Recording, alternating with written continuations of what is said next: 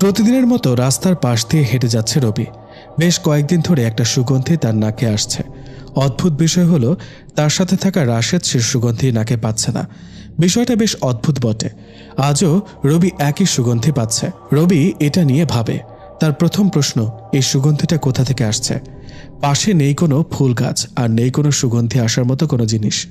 দ্বিতীয় প্রশ্ন, সুগন্ধিটা রবি একা পায় কেন? তার সাথে থাকা কেউ এই সুগন্ধিটা কেন পায় না? পথটাতে যেতেই রবি এই সুগন্ধি পায় না, কিন্তু একটা নির্দিষ্ট জায়গায় দিয়ে এই সুগন্ধি পায়। রবির মনে ভয় ঢুকে গেল, হাঁটছে ভয় নিয়ে। ঠিক নির্দিষ্ট একটা জায়গায় গিয়ে সেই সুগন্ধি পাওয়া বন্ধ হলো। রবি চলে গেল নিজের কাজে। রাতে রবি ভাবতে ভাবতে ঘুমিয়ে গেল। হঠাৎ ঘরের ভেতরে একই সুগন্ধি পেয়ে রবি ভয়ে কেঁপে উঠল। রবি আপুকে ডাক দিল, কিন্তু আপু ঘুমে থাকায় রবির ডাক শুনতে পায়নি। রবি সুগন্ধিটা খুঁজতে চেষ্টা করছে, কিন্তু বুঝে উঠতে পারছে না সুগন্ধিটা কোথা থেকে আসছে। হঠাৎ রবি খেয়াল করল দরজার কাছে কিছু একটা দৃশ্যমান হচ্ছে। রবি ভয়ে পিছিয়ে গেল। নিজের বিছানায় বসে ভয়ার্ত চোখে দরজার দিকে তাকিয়ে আছে। রবি দেখল একটা অপরূপা দৃশ্যমান হলো। সাথে সাথে রবি অজ্ঞান হয়ে গেল। জ্ঞান ফিরতে নিজেকে অদ্ভুতভাবে আবিষ্কার করল। সাথে সকালও হয়ে গেল। কখন রাতে জ্ঞান হারিয়েছিল। হঠাৎ আপুর ডাক শুনে রবি তাড়াতাড়ি ঠিক হয়ে নিল। বাইরে গিয়ে নাস্তা করে নিল। আজ ভার্সিটিতে যেতে হবে, তাই রেডি হয়ে ভার্সিটির দিকে রওনা হলো। ভার্সিটিতে গিয়ে আনমনে রবি বসে আছে।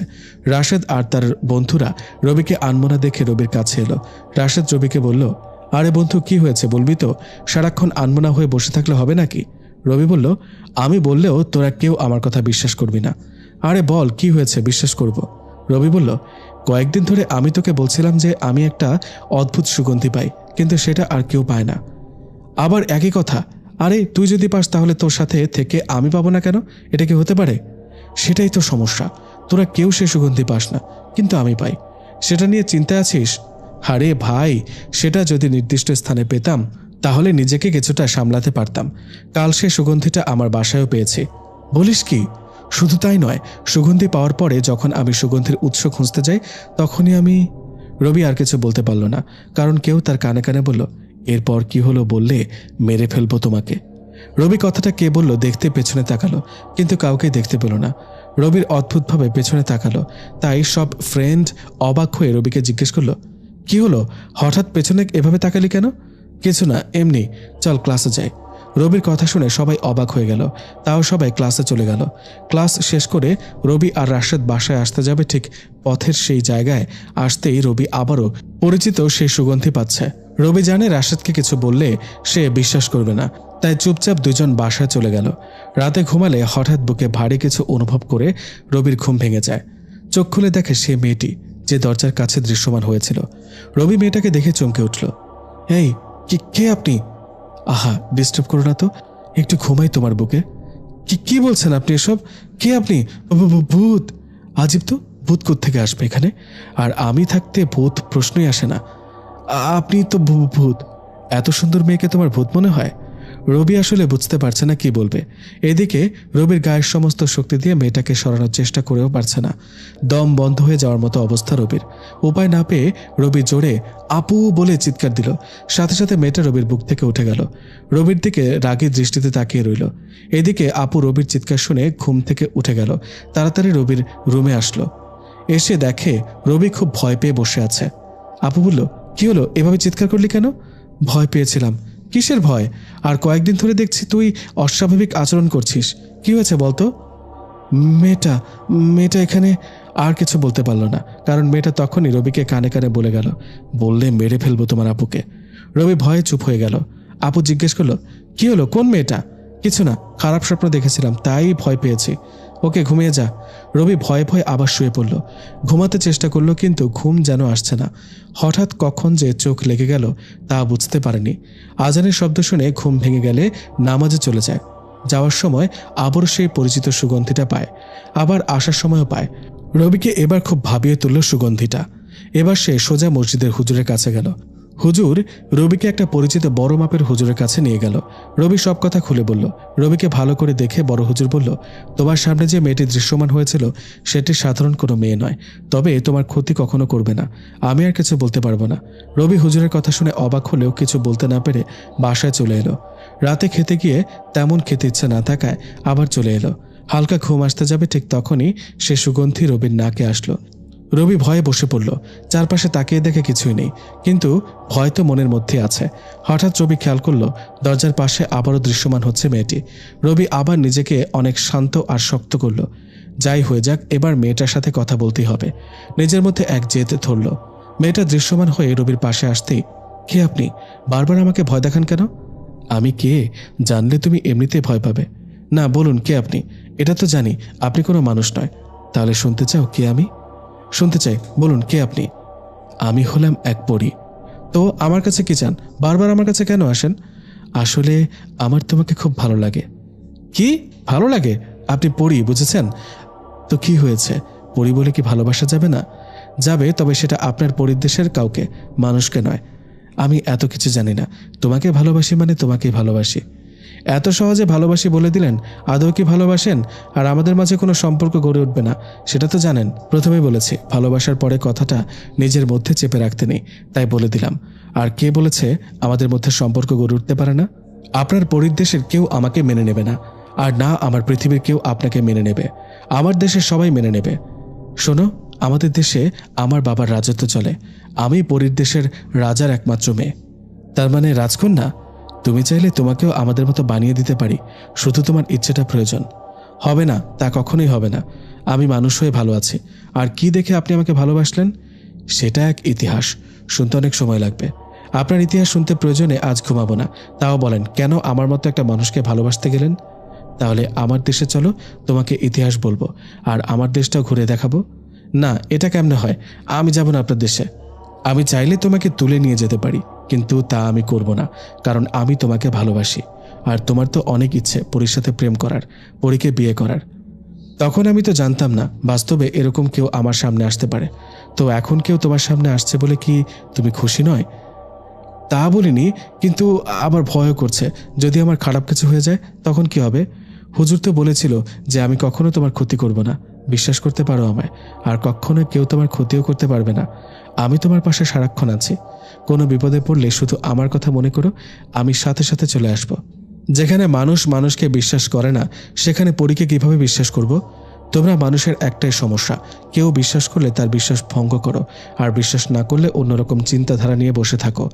চলো আমার সাথে, আমার দেশে গল্প শোনাবো তোমায়। না, আমি যেতে পারবো না। রাতে খাবারটাও ঠিকমতো খাওনি, চলো ওখানে গিয়ে খাবে। আমাদের দেশের খাবার অমৃত। কোনো মানুষ একবার খেতে পারলে বারবার চাইবে, এমনকি খাওয়ার স্বাদ কখনো ভুলতে পারবে না। চলো তো, খেয়ে নিবে, সাথে তোমাকে ভালোবাসার কারণটাও জানতে পারবে। আপনি যদি আসলেই পরী হতেন তাহলে আপনার কথা আমার ফ্রেন্ডদের বলে দিতেন, আমার আপুকে বলতে দিতেন। কিন্তু আপনি আমাকে বারবার বাধা দিয়ে গেছেন কেন? কারণ আমি চাই না তুমি আমাকে ভালোবাসার আগে কেউ আমার ব্যাপারে জানতে পারুক। যদি তুমি আমাকে ভালোবাসো তাহলে সবাইকে জানাতে পারবে। আপনি যা ইচ্ছে করুন, আমার সমাজ আপনাকে মেনে নেবে না। যান আপনি এখান থেকে। যতদিন তুমি আমাকে ভালোবাসি বলবে না, ততদিন আমি তোমাকে ছেড়ে কোথাও যাব না। যদি কখনো ভালো না বাসি তাহলে কি সারা জীবন এভাবে আমার পেছনে পড়ে থাকবেন? তোমার পেছনে থাকবো। তোমাকে ভালোবাসতে হবে আমাকে। আমি কখনো আপনাকে ভালোবাসবো না। যান আপনি, আর কখনো আপনি আমার সঙ্গী হবেন না। আর আমি জানি সুগন্ধিটা আপনি দিয়ে যান আমাকে। আমি চাই না আপনি আর কখনো আমাকে সেই সুগন্ধি দেন। কখনো এটা হবে না। আমি তোমাকে ছাড়া থাকতে পারবো না। আপনার ইচ্ছে হলে থাকেন, নয়তো যান, আমি ঘুমাবো। এই বলে রবি শুয়ে পড়ল। রবির মধ্যে এখন অনেকটা সাহস আসলো। পরীর সাথে কথা বলে নিজেকে অনেক হালকা লাগলো তার। সাহস করে কথা বলতে পারলো, এটাই অনেক। রবি ঘুমিয়ে পড়তে যাবে ঠিক তখনই চারপাশে অনেক জোরে বাতাস শুরু হলো। রবি কিছুটা ভয় পেল। পাশে তাকিয়ে দেখে পরী নেই। বাইরে জানালার দিকে তাকিয়ে যখন আবার পেছনে তাকালো তখনই পরীকে দেখতে পেল। রবি আকস্মিকভাবে চমকে গেল। পরীর হাতে অনেক খাবার, প্রতিটা খাবার অন্যরকম। রবি এই খাবারগুলো আগে কখনো দেখেনি। খাবার দেখে রবির যেন লালা ছড়ে পড়বে সে অবস্থা। রবি মনে মনে ভাবল, ইস, মেয়েটা কত ভালো, আমার জন্য খাবার নিয়ে এলো। রবিকে চমকে দিয়ে পরী বলল, এই সবগুলো খাবার তোমার জন্য এনেছি, আমি তোমাকে খাইয়ে দেব, তুমি শুধু খাবে। আপনি কিভাবে জানলেন এগুলো আমি খাওয়ার ইচ্ছে করলাম? এই যে বোকার মতো কথা বললে তুমি। আমি শুধু তোমার না, প্রতিটি মানুষের মনের খবর জানি। সে কি চিন্তা করছে, কি ভাবছে, সব জানি। রবি মনে মনে ভাবলো, যাই হোক, আগে খাবারটা খেয়ে নি। সাথে সাথে মেয়েটি রবির মুখে খাবার তুলে ধরল। প্রথমে খেতে না চাইলেও খাবারের স্বাদ এবং গন্ধে যেন তাকে মুখ খুলতে বাধ্য করলো। প্রথম লোকমা খেতে রবির পুরো শরীর যেন কেঁপে উঠল। এত সুস্বাদু খাবার যেন কল্পনা মাত্র। রবি মনে মনে ভাবল, আহা, এই খাবার যদি সবসময় পেতাম তাহলে কি ভালো হতো। তুমি চাইলে তোমাকে এনে এই খাবার খাওয়াতে পারি, তুমি যদি বলো খাবে তাহলে। এটাও বুঝে গেলেন? তুমি যা কল্পনা করবে সব আমি বুঝতে পারবো। আপনার নামটাই তো জানা হলো না। আমি অহনা ইবনে আরফি। পরিদেশে সবাই অহনা বলে ডাকে, চাইলে তুমিও ডাকতে পারো। আপনি তো চান আমি আপনার নাম ধরে ডাকি। তুমি কেমনে বুঝলে? সব কি শুধু পরীরাই বুঝবে, মানুষরা বুঝতে পারে না নাকি? না, মানে আমি বোঝাতে চেয়েছি, এত অল্প সময়ে তুমি আমাকে বুঝতে শুরু করেছ। এত বিরক্ত করলে কে আপনাকে না বুঝবে বলেন? আচ্ছা শোনো, এখন থেকে আপনি নয় তুমি করে বলবে। দেখা যাবে, এখন ঘুমাই, আমাকে ভালোবাসার কারণ পরে জেনে নেব আপনার থেকে। হবে না, তুমি করে বলো, নয়তো ঘুমাতে দেব না। রবি ভাবল আসলেই তো অহনা অনেক ভালো, চাইলে তার অনেক ক্ষতি করতে পারত, কিন্তু তা না করে আরও রবির পাশে থাকছে, এমনকি তাকে পরিদেশের খাবার এনেও খাওয়াচ্ছে। অহনা এবার শব্দ করে হেসে উঠল। রবির বুঝতে বাকি নেই, রবির কল্পনাটাও সে বুঝে গেছে। রবি বলল, আচ্ছা ঠিক আছে, আমি এখন ঘুমাচ্ছি, তুমি এখন যাও। তা কিভাবে হয়? পরিদেশ থেকে এসেছি তোমার বুকে একটু ঘুমাবো বলে, তুমি তাড়িয়ে দিচ্ছ? বিয়ের আগে এসব ঠিক না। তার মানে তুমি বিয়ে করতে রাজি? অনেকটা খুশি হয়ে বলল। না না না, আমি তা বলিনি, জানতো আপনার কথা আমি উল্টাপাল্টা বলতে শুরু করেছি, জান আপনি। আচ্ছা তুমি ঘুমাও, আমি তোমাকে পাহারা দিচ্ছি। শেষে এক প্রকার বাধ্য হয়ে রবি শুয়ে পড়ল। অহনা আছে নাকি চলে গেছে রবি জানে না। সকালে আপু রবিকে ডাকতে এসে দেখে রবির রুম থেকে একটা অদ্ভুত সুগন্ধি বের হচ্ছে। আপু রবিকে ডাকতে রবির ঘুম ভেঙে যায়, আর অহনাকে নিজের বুকে দেখে ভয় পেয়ে যায়। কারণ আপু যদি অহনাকে রবির বুকে দেখে তাহলে কি হবে? রবি অহনাকে আস্তে করে বলল, এই ওঠো, আপু দরজার বাইরে আছে, ডাকছে, আমাকে তোমাকে দেখলে খুব খারাপ ভাববে, তুমি চলে যাও। অহনা রবিকে আরেকটু শক্ত করে জড়িয়ে ধরে বলল, আর একটু শুয়ে থাকে না তোমার ওপর? বেশ ভালোই তো লাগছে। তোমার ভালো লাগার কারণে আমাকে বাসা থেকে বের হতে হবে, উঠে যাও। রবির জোরাজুরিতে অহনা উঠে গেল আর অদৃশ্য হয়ে গেল। রবি গিয়ে দরজা খুলে দিল। আপু বলল, এত দেরি হলো কেন দরজা খুলতে, কি হয়েছে বল? রবি আমতামতা করে বলল, না না কিছু না, কিছুই হয়নি, এমনি ঘুমেছিলাম তো তাই বুঝতে পারিনি। ওহ, এত সুন্দর সুগন্ধি কোথা থেকে আসছে? তুমিও পাচ্ছ এই সুগন্ধি? বলে রবি পাশে তাকাতে দেখা অহনা দাঁড়িয়ে আছে। রবি আস্তে করে বলল, তুমি যাওনি কেন? আপু এখন আমার কি অবস্থা করবে আল্লাহ জানে। কি রে, সকাল সকাল কি হয়েছে তোর? কার সাথে ফিসফিস করে কথা বলছিস? আপু বলল। আপুর কথা শুনে রবি যেন আকাশ থেকে বলল। অহনা রবির পাশে দাঁড়িয়ে আছে, কিন্তু আপু তা দেখছে না। রবি আপুকে বলল, আপু তুমি এখানে আর কিছু দেখছো না? আজব, কি আর দেখব, আমাকে ছাড়া আর কাউকে দেখতে পাচ্ছ না? সকাল সকাল তোর মাথা মনে হয় পুরো গেছে, কি হয়েছে বলতো? রবি অহনাকে বলল, তোমাকে আপু সত্যি দেখতে পাচ্ছে না? না, আমাকে দেখতে পাবে না যতক্ষণ আমি নিজে থেকে কারো চোখে ধরা না দিই। রবি এবার দেখে যেন প্রাণ ফিরে পেল। আপু রবি আর অহনাকে এক রুমে দেখলে কি অবস্থা যে হতো। আপু রবির নীরবতা দেখে বলল, কি হলো, কথা বলছিস না কেন? না মানে ভাবতেছি। রবি নিজেই জানে না সে কি বলছে। আপু রবির কথায় কিছু বুঝতে পারছে না। আপু এসে রবির মাথায় হাত দিয়ে দেখলো জ্বর আসছে নাকি, নয়তো সকাল সকাল এভাবে কেউ উল্টাপাল্টা বলে যাবে, তা কেমনে হয়? আপু রবির মাথায় হাত দিয়ে দেখলো জ্বর আসেনি। আপু রবিকে দেখে বুঝে গেল সে কিছু লুকাচ্ছে, তাই আপু তাকে আর কিছু না বলে ফ্রেশ হতে বলে চলে গেল। আপু চলে যেতে রবি দরজা বন্ধ করে দিল, যেটা আপুর চোখ এড়াতে পারেনি। আপু আবার দরজার কাছে আসলো, ভেতরে কি হচ্ছে বোঝার চেষ্টা করলো। রবি এবার অহনাকে ভয় পেল, কারণ কেউ তার সামনে আছে সেটা আপু দেখতে পায়নি। ব্যাপারটা খুব সমস্যার। রবি অহনার সামনে দাঁড়ালো। তোমাকে আসলে কি আপু দেখেনি? না, আমার কথা বিশ্বাস করো, তুমি কেন ভয় পাচ্ছ? আমি যাকে চাইবো তাকে দেখা দিতে পারবো, আর না চাইলে কেউ দেখতে পাবে না। রবি বলল, তুমি যাও এখন, আমি বের হব। সমস্যা নেই, আমি তোমার সাথে সারাক্ষণ আছি, যে কোনো প্রয়োজনে আমাকে মনে করো, আমি চলে আসব। এখন যাচ্ছি, বাবা খুঁজবে একটু পর আমাকে। ওকে যাও, একটু জড়িয়ে ধরি তোমায়। রবি একটু ধমক দিয়ে বলল, যাবে তুমি? আচ্ছা যাচ্ছি। এ বলে অহনা এক ঝলকে অদৃশ্য হয়ে গেল। রবি ফ্রেশ হয়ে বাইরে গিয়ে দেখে আপু নাস্তা নিয়ে টেবিলে মন খারাপ করে বসে আছে। রবি বলল, আপু কি হলো, তোমার মন খারাপ কেন? আমার কিছু হয়নি, তবে তোর অনেক কিছু হয়েছে যেটা আমার থেকে লুকাচ্ছিস। আজব, আমার আবার কি হবে? আমি তো একদম ঠিক আছি। তুই কেমন ঠিক আছিস সেটা আমি জানি। আমি সত্যি ঠিক আছি। সকালে আমি তো রুম থেকে আসার পর তুই কার সাথে কথা বলেছিলি? তুমি কিভাবে জানো আমি কারোর সাথে কথা বলেছি? তুমি তো চলে এসেছিলে। আপু বলল, অস্বাভাবিকভাবে দরজা বন্ধ করলি, তাই আমার কেমন জানি মনে হলো। তারপর দরজার পাশে গিয়ে শুনি তুই কারোর সাথে কথা বলছিস, তাও ভয় নিয়ে। রবি এবার চমকে গেল, যদি অহনার কথা বলে দেয় তাহলে আপুর ক্ষতি করতে পারে অহনা। তাই রবি কথা ঘুরিয়ে বলল, না তেমন কারোর সাথে না, ফোনে কথা বলছিলাম। কি, তুই এসব কথা ফোনে বলছিলি? হ্যাঁ, রাশেদের সাথে তো বললাম।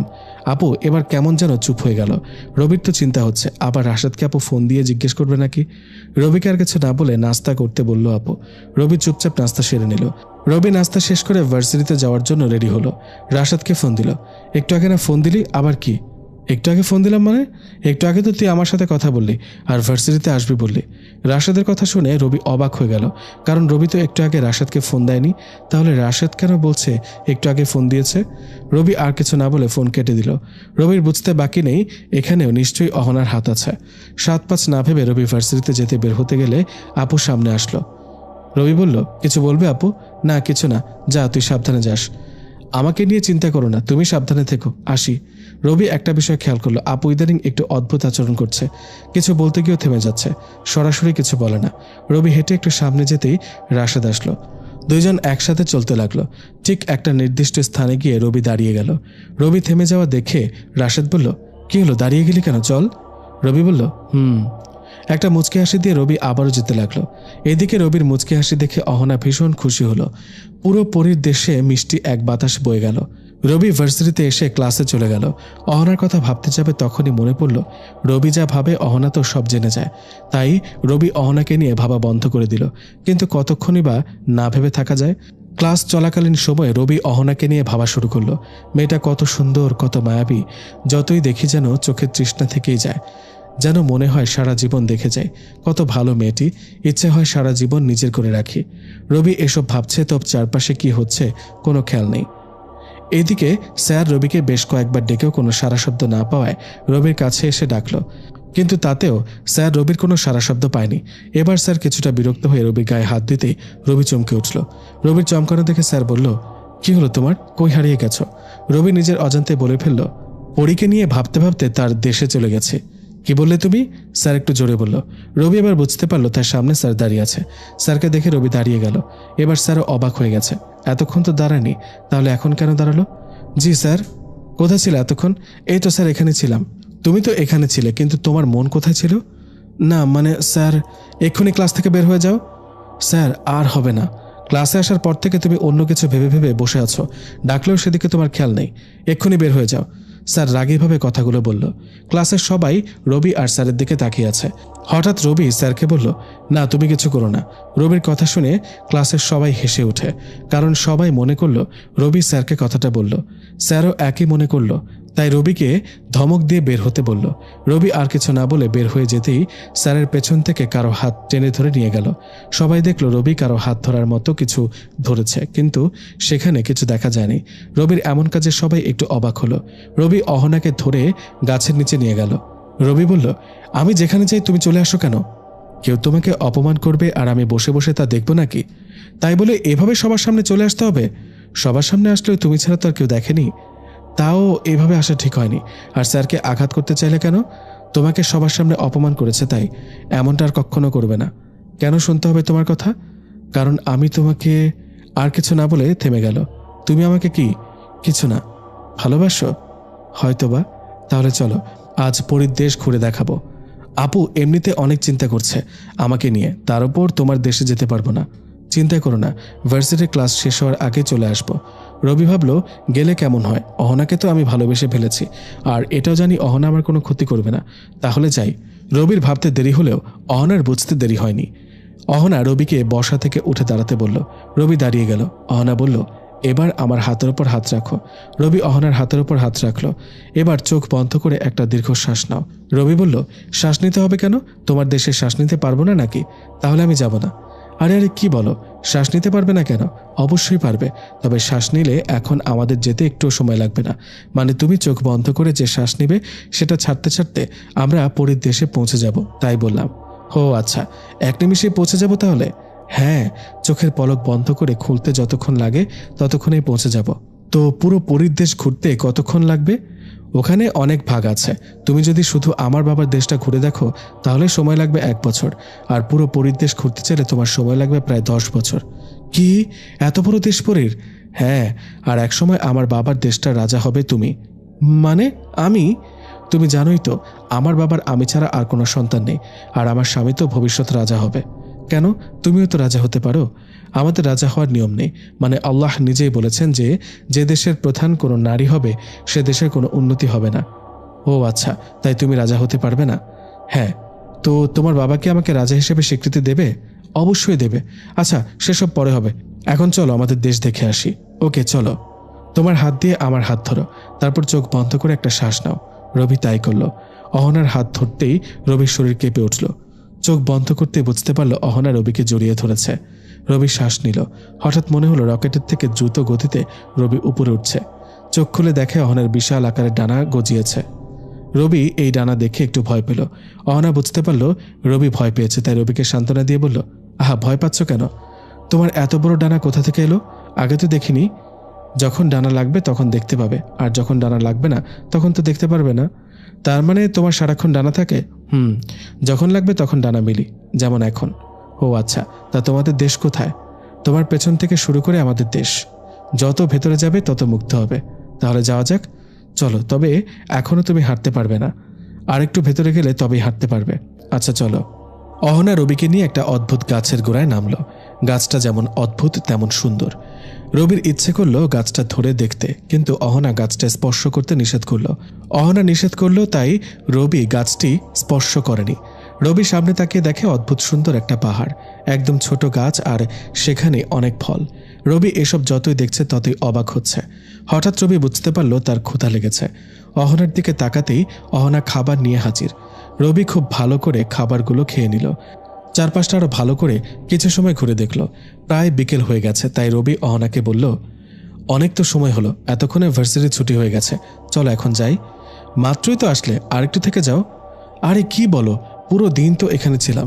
আচ্ছা শোনো, তোমাকে একটা কথা বলি, তোমাদের দেশে যখন একদিন হবে আমাদের এখানে তখন 7 দিন, মানে পুরো একটা সপ্তাহ। মানে কিভাবে সম্ভব? হ্যাঁ এটাই, ভার্সিটি শেষ হতে হতে আমরা পুরো 1 সপ্তাহ এখানে থাকতে পারবো, আর এই পুরো সপ্তাহ তোমাকে ঘুরে দেখাবো আমাদের জগৎ। না না না, আমি এখন চলে যাব। 1 সপ্তাহ এখানে থাকতে পারবো না, বাসায় আপু ছাড়া কেউ নেই। আরে কি বলো, মাত্র 1 সপ্তাহ তো। আর বললাম না, এখানে একটা সপ্তাহ মানে তোমাদের একটা দিন। আচ্ছা 6 দিন থাকবো আমরা এখানে, আর তোমার ভার্সিটি ছুটি হওয়ার সাথে সাথে তোমাকে নিয়ে ভার্সিটিতে যাব। যেখান থেকে এখানে এসেছি সেখানেই নামবো। অহনার এত কথা শুনে রবি রাজি হয়ে গেল। পুরো 6 দিন পরীর দেশে ঘুরল। কি অপরূপ সুন্দর পরীর দেশ তা রবি এখন বুঝতে পারছে। রবি অহনাকে বলল, আমরা এখানে আসছি 6 দিন হলো, এখানে রাত দিন কেন হয় না? এটা তো আর তোমাদের দেশ না, এখানে রাত দিন কিছু নেই, সব সময় এমন থাকবে। রবি বলল, তো তোমাদের ঘুমাতে হয় না? ঘুমাতে হয় তো, তবে পুরো সপ্তাহ মিলে ঘন্টাখানেক ঘুমালে হয়। বলো কি, বাকি সময় কি করে তাহলে? কি আর করবে, ঘোরাঘুরি আর দেশের বিভিন্ন কাজ করতে হয়। বিশেষ করে অন্য রাজ্যের কোনো সৈন্য যদি আমাদের রাজ্য আক্রমণ করতে আসে তাহলে তার বিরুদ্ধে যুদ্ধ করতে হবে। অবশ্য আমাদের সেসব সবসময় রেডি থাকে। আর পরীর 7 রাজ্যের সব থেকে শক্তিশালী রাজ্য আমার বাবার, তাই কেউ এই রাজ্যের চোখ তুলে দেখে না। তার মানে পৃথিবীর মতো এখানেও রাজ্য জয়ের যুদ্ধ চলে? হ্যাঁ, তবে এখানে রক্তপাত হয় না। তাহলে কেমনে রাজ্য হয় তবে? যারা যুদ্ধ করবে তাদের তো তালোয়ার থাকবে, আর কেউ যদি কারো তালোয়ার ফেলে দিতে পারে হাত থেকে, তাহলে যে তালোয়ার ফেলে দিতে পারবে সে হবে জয়ী। এটা কি দুইজনেই মেনে নেয় জয় পরাজয়? হ্যাঁ, দুইজনেই মানতে বাধ্য। তাহলে তো বেশ ভালো। আচ্ছা চলো যাওয়া যাক, আর থাকা যাবে না, 6 দিন শেষ হলো বটে, চলো যাই। তবে হ্যাঁ, যখন এখানে আসতে মন চাইবে তুমি আমাকে বলবে, আমি তোমাকে নিয়ে রাজ্যের না দেখা বাকি অংশটুকু ঘুরে দেখাবো।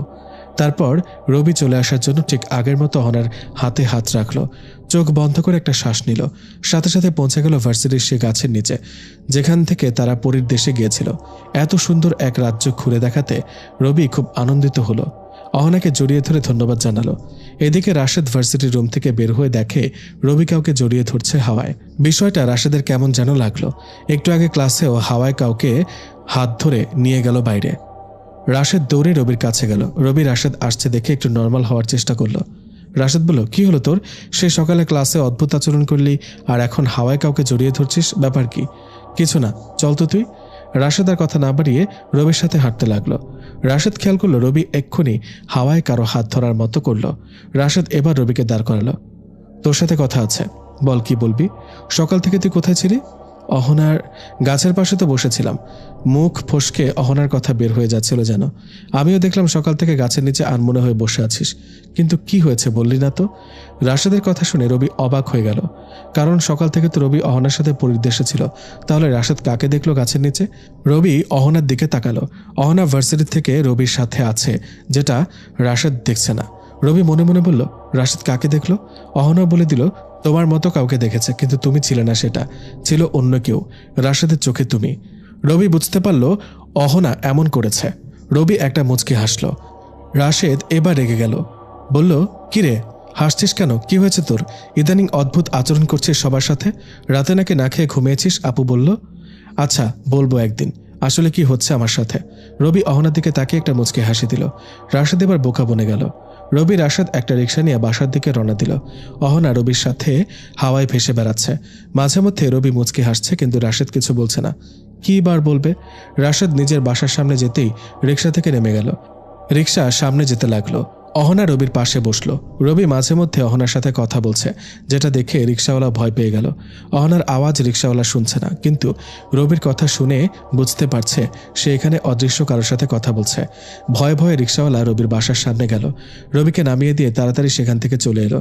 রবি হাসতে হাসতে বাসায় ঢুকে গেল, যেটা আপুর চোখ এড়ায়নি। রবিকে হাসতে দেখে আপু তার সামনে এসে দাঁড়ালো। কি হয়েছে তোর? এত হাসছিস কেন? রবি আগে আপুকে খেয়াল করেনি। যখন খেয়াল করলো হাসি থামিয়ে দিল, কিন্তু আপু আবারও জিজ্ঞেস করলো, কি হলো? এত হাসছিস কি নিয়ে? কই কিছু না তো। রাশেদের কথাগুলো শুনে হাসি পাচ্ছে। এত হাসতে হবে না, যা ফ্রেশ হয়ে নে, খাবার খাবি। আচ্ছা আসছি। রবি ফ্রেশ হয়ে নিল। নাস্তা করতে এসে অহনাকে আগে থেকে চেয়ারে বসা দেখে অবাক, কারণ পাশের চেয়ারে আপু বসে আছে। রবি অহনাকে বলল, তুমি এখানে কেন? রবির কথা শুনে আপু আরো অবাক হলো। আপু বসা থেকে উঠে গেল, রবির পেছনে গিয়ে দাঁড়ালো। আপু রবির পেছন থেকে সামনে তাকিয়ে দেখছে কেউ আছে কিনা, কিন্তু আপু কিছুই দেখছে না। আপু রবির মাথায় হাত দিল। অস্বাভাবিক আচরণগুলো আপুর বেশ সন্দেহজনক মনে হচ্ছে। আপু রবির মাথায় হাত দিয়ে বুঝতে পারল শরীর ঠিকই আছে, কিন্তু অদ্ভুত আচরণ যেন করেই যাচ্ছে। আপু রবিকে বলল, তুই সামনে কাউকে দেখতে পাচ্ছিস নাকি? আপুর কথাটা বলার সাথে সাথে অহনা রবির কানে কানে না বলল। রবি আপুকে বলল, না। কাকে দেখতে পাবো? তুমি তো সামনে ছিলে। আমি ছাড়া আর কেউ ছিল? তুমি ছাড়া আর কে থাকবে? তুমি তো ছিলে। আপু বুঝতে পারে রবি কিছু লুকাচ্ছে, তাই আপু আর কথা না বলে নাস্তা করতে বলল। রবি নাস্তা করছে, কিন্তু আপু একটু খেয়ে উঠে গেল। রবি বুঝতে পারে আপুর খাওয়ার ইচ্ছে থাকা সত্ত্বেও খায়নি। রবি পুরো খাবার না শেষ করে উঠে গেল। আপু তার দিকে তাকিয়ে রইল। রবি আপুর পাশে গিয়ে দাঁড়ালো। পুরো খাবার শেষ না করে উঠে গেলে কেন? ইচ্ছে করছে না। তুই কেন উঠে গেলি? যা খেয়ে নে। তুমি না খেয়ে থাকবে আর আমি গিয়ে খাবো, তাই না? আমার ইচ্ছে করছে না, তুই যা। আচ্ছা চলো, তোমার জন্য কিছু স্পেশাল খাবার আনবো, তোমার সামনেই করব। রবি কথাটা অহনাকে ভেবে বলল। সাথে সাথে অহনা হাজির। রবি অহনার দিকে তাকিয়ে একটা মুচকি হাসি দিল। আপু গিয়ে টেবিলে বসলো। খাওয়া শুরু করলে রবি বলল, আপু অন্যরকম কিছু খাবে? আর কিছু নাই তো, সবই আছে। আচ্ছা তুমি চোখ বন্ধ করো, পরিদেশের খাবার আনবো এক্ষুনি। পাগলের মতো না বকে খাবার শেষ কর। আজব। বললাম তো তুমি চোখ বন্ধ করো, আমি খাবার আনবো। শুধু চোখটা বন্ধ করো। দেখ, পরিদেশ বলতে কিছু নেই, তুই অযথা পাগলামি করছিস। তাহলে পরি বলতেও কি কিছু নেই? জানি না। আপু চোখ বন্ধ করতে চাইল না, কিন্তু রবির জোরাজুরিতে আপু চোখ বন্ধ করতে বাধ্য হলো। রবি অহনাকে পরিদেশের খাবার দিতে বলল। অহনার সাথে সাথে রবির হাতে খাবার তুলে দিল। রবি আপুকে চোখ খুলতে বললে আপু চোখ খুলে হা করে রবির দিকে তাকিয়ে আছে। রবি বলল, কি অবাক হয়ে গেলে তো? এসব কি খাবার? জীবনেও দেখিনি। এগুলোই হলো পরিদেশের খাবার। মানে কি? তুই কোথা থেকে আনলি এসব? আপেল খাও, কোন গাছের তা জেনে কি লাভ? আমার জানতে হবে, বল কোথা থেকে আনলি এসব? আরে এসব খাবার এখন রেস্টুরেন্টে বানায়, সেখান থেকেই আসার সময় নিয়ে আসলাম। খেয়ে দেখো, অসাধারণ। একটু মিথ্যা কথা বলল। তাহলে যে বললি পরিদেশ থেকে আনলি? তুমি তো বললে পরিদেশ বলে কিছু নেই। আমার কথায় আমাকে ফেলে দিলি। আচ্ছা সেসব বাদ দাও তো, খাবারগুলো খেয়ে দেখো কেমন। নে তুইও খা। আপু রবিকেও তুলে দিল। রবি জানে আপু প্রথম খাচ্ছে, তাই একটু খেলে রবির দিকে হাঁ করে তাকিয়ে থাকবে। আপু মুখে নিতে রবির দিকে তাকিয়ে রইল। আপু কেন জানি রবিকে সন্দেহ করছে, কিন্তু কিছু না বলে খেয়ে নিল। খাবারের অমৃত স্বাদ যার প্রশংসা না করে আপুও থাকতে পারেনি। খাওয়া শেষে রবির দিকে একটু সন্দেহজনক দৃষ্টিতে তাকিয়ে আপু নিজের রুমে চলে গেল। রবিও নিজের রুমে চলে আসলো। হঠাৎ রবির মনে হচ্ছে আপুর সাথে বারবার মিথ্যা বলা ঠিক হচ্ছে না। অহনার সাথে কথা বলতে চাইলে সে এসে হাজির। রবি বলল, আমার কথাগুলো আগে মন দিয়ে শুনবে, তারপর তুমি বলবে। ওকে বলো, কি বলবে? রবি বলল, তুমি তো আমাকে ভালোবাসো তাই না? হ্যাঁ, অনেক ভালোবাসি। হয়তো আমিও তোমাকে ভালোবেসে ফেলেছি। রবির কথা শেষ হতে না হতেই অহনা রবিকে জড়িয়ে ধরল। কারণ রবি এত তাড়াতাড়ি অহনাকে ভালোবাসবে তা সে বুঝতে পারেনি। রবি অহনাকে নিজের বুক থেকে ছাড়িয়ে নিয়ে আবার বলল, তুমি আমাকে ভালোবাসো আর আমিও তোমাকে ভালোবাসি। এখন আমাদের পরিবারকে এসব জানানো দরকার। তোমার পরিবার কি আমাদের ব্যাপারগুলো জানে? না। রবি বলল, আমার পরিবারও কেউ জানে না। আমাদের উচিত পরিবারকে জানানো। যদি মেনে না নেয় তখন কি হবে? দেখো, মানবে কিনা সেটা পরে দেখা যাবে, তবে আমি আমার পরিবারকে মানাতে পারবো। তুমি তোমার পরিবারকে মানাতে পারো কিনা দেখো। তাহলে কি এখন আমাদের কথা সবাই জেনে যাবে? হ্যাঁ, জেনে যাবে। তুমি আমার লাইফে আসার পর থেকে আমি আপুর সাথে একটার পর একটা মিথ্যা কথা বলে যাচ্ছি। আপু আমাকে নিয়ে অনেক চিন্তিত, তাই আমি আর আপুকে কোনোভাবে চিন্তায় ফেলতে চাই না। আচ্ছা, আমি কি তাহলে আপুর সামনে নিজেকে আনবো? কালকে আমি আপুর সাথে সে বিষয় নিয়ে কথা বলবো। এখন তুমি তোমার দেশে যাও। তারপর অহনা নিজের দেশে চলে গেল। রবিও বেশ চিন্তিত হয়ে গেল। আপু কি অহনাকে মেনে নেবে নাকি মানবে না? ভাবতে ভাবতে সন্ধ্যা পেরিয়ে রাত হয়ে গেল। রাতে খেতে বসে আপু কোনো কথা না বলে চুপচাপ খেয়ে নিল। রবি বুঝতে পারে খাওয়া শেষ হলে তার হাজার রকমের প্রশ্নের সম্মুখীন হতে হবে। কারণ যখন আপু চুপ থাকে তখন সব প্রশ্ন একসাথে করার জন্য চুপ থাকে। রবি খাওয়া শেষ করে যখন উঠে চলে আসতে যাবে তখনই আপু ডাক দিল। পাশের সোফায় বসতে বসতে বলল, রবি গিয়ে এখানে বসলো। একটু পর নিজের কাজ শেষ করে আপু রবির পাশে এসে বসলো। রবি বলল, বলো কি বলবে? মেয়েটাকে? কোন মেয়েটা? যার সাথে তুই সারাক্ষণ কথা বলিস সে মেয়েটাকে? আমি কোনো মেয়ের সাথে কথা বলি না। তাহলে কার সাথে কথা বলিস সারাক্ষণ? যখনই তোর রুমের পাশ দিয়ে যাই তোকে কারোর সাথে কথা বলতে শোনা যায়। তাহলে তুমি সব জানো? জানবো না কেন? মেয়েটাকে বল। আসলে আমি চেয়েছি কালকে তার সাথে তোমার পরিচয় করিয়ে দিব। কাল সকাল পর্যন্ত অপেক্ষা করো, তারপর সব জানতে পারবে। কাল পরিচয় করিয়ে দিবি তো?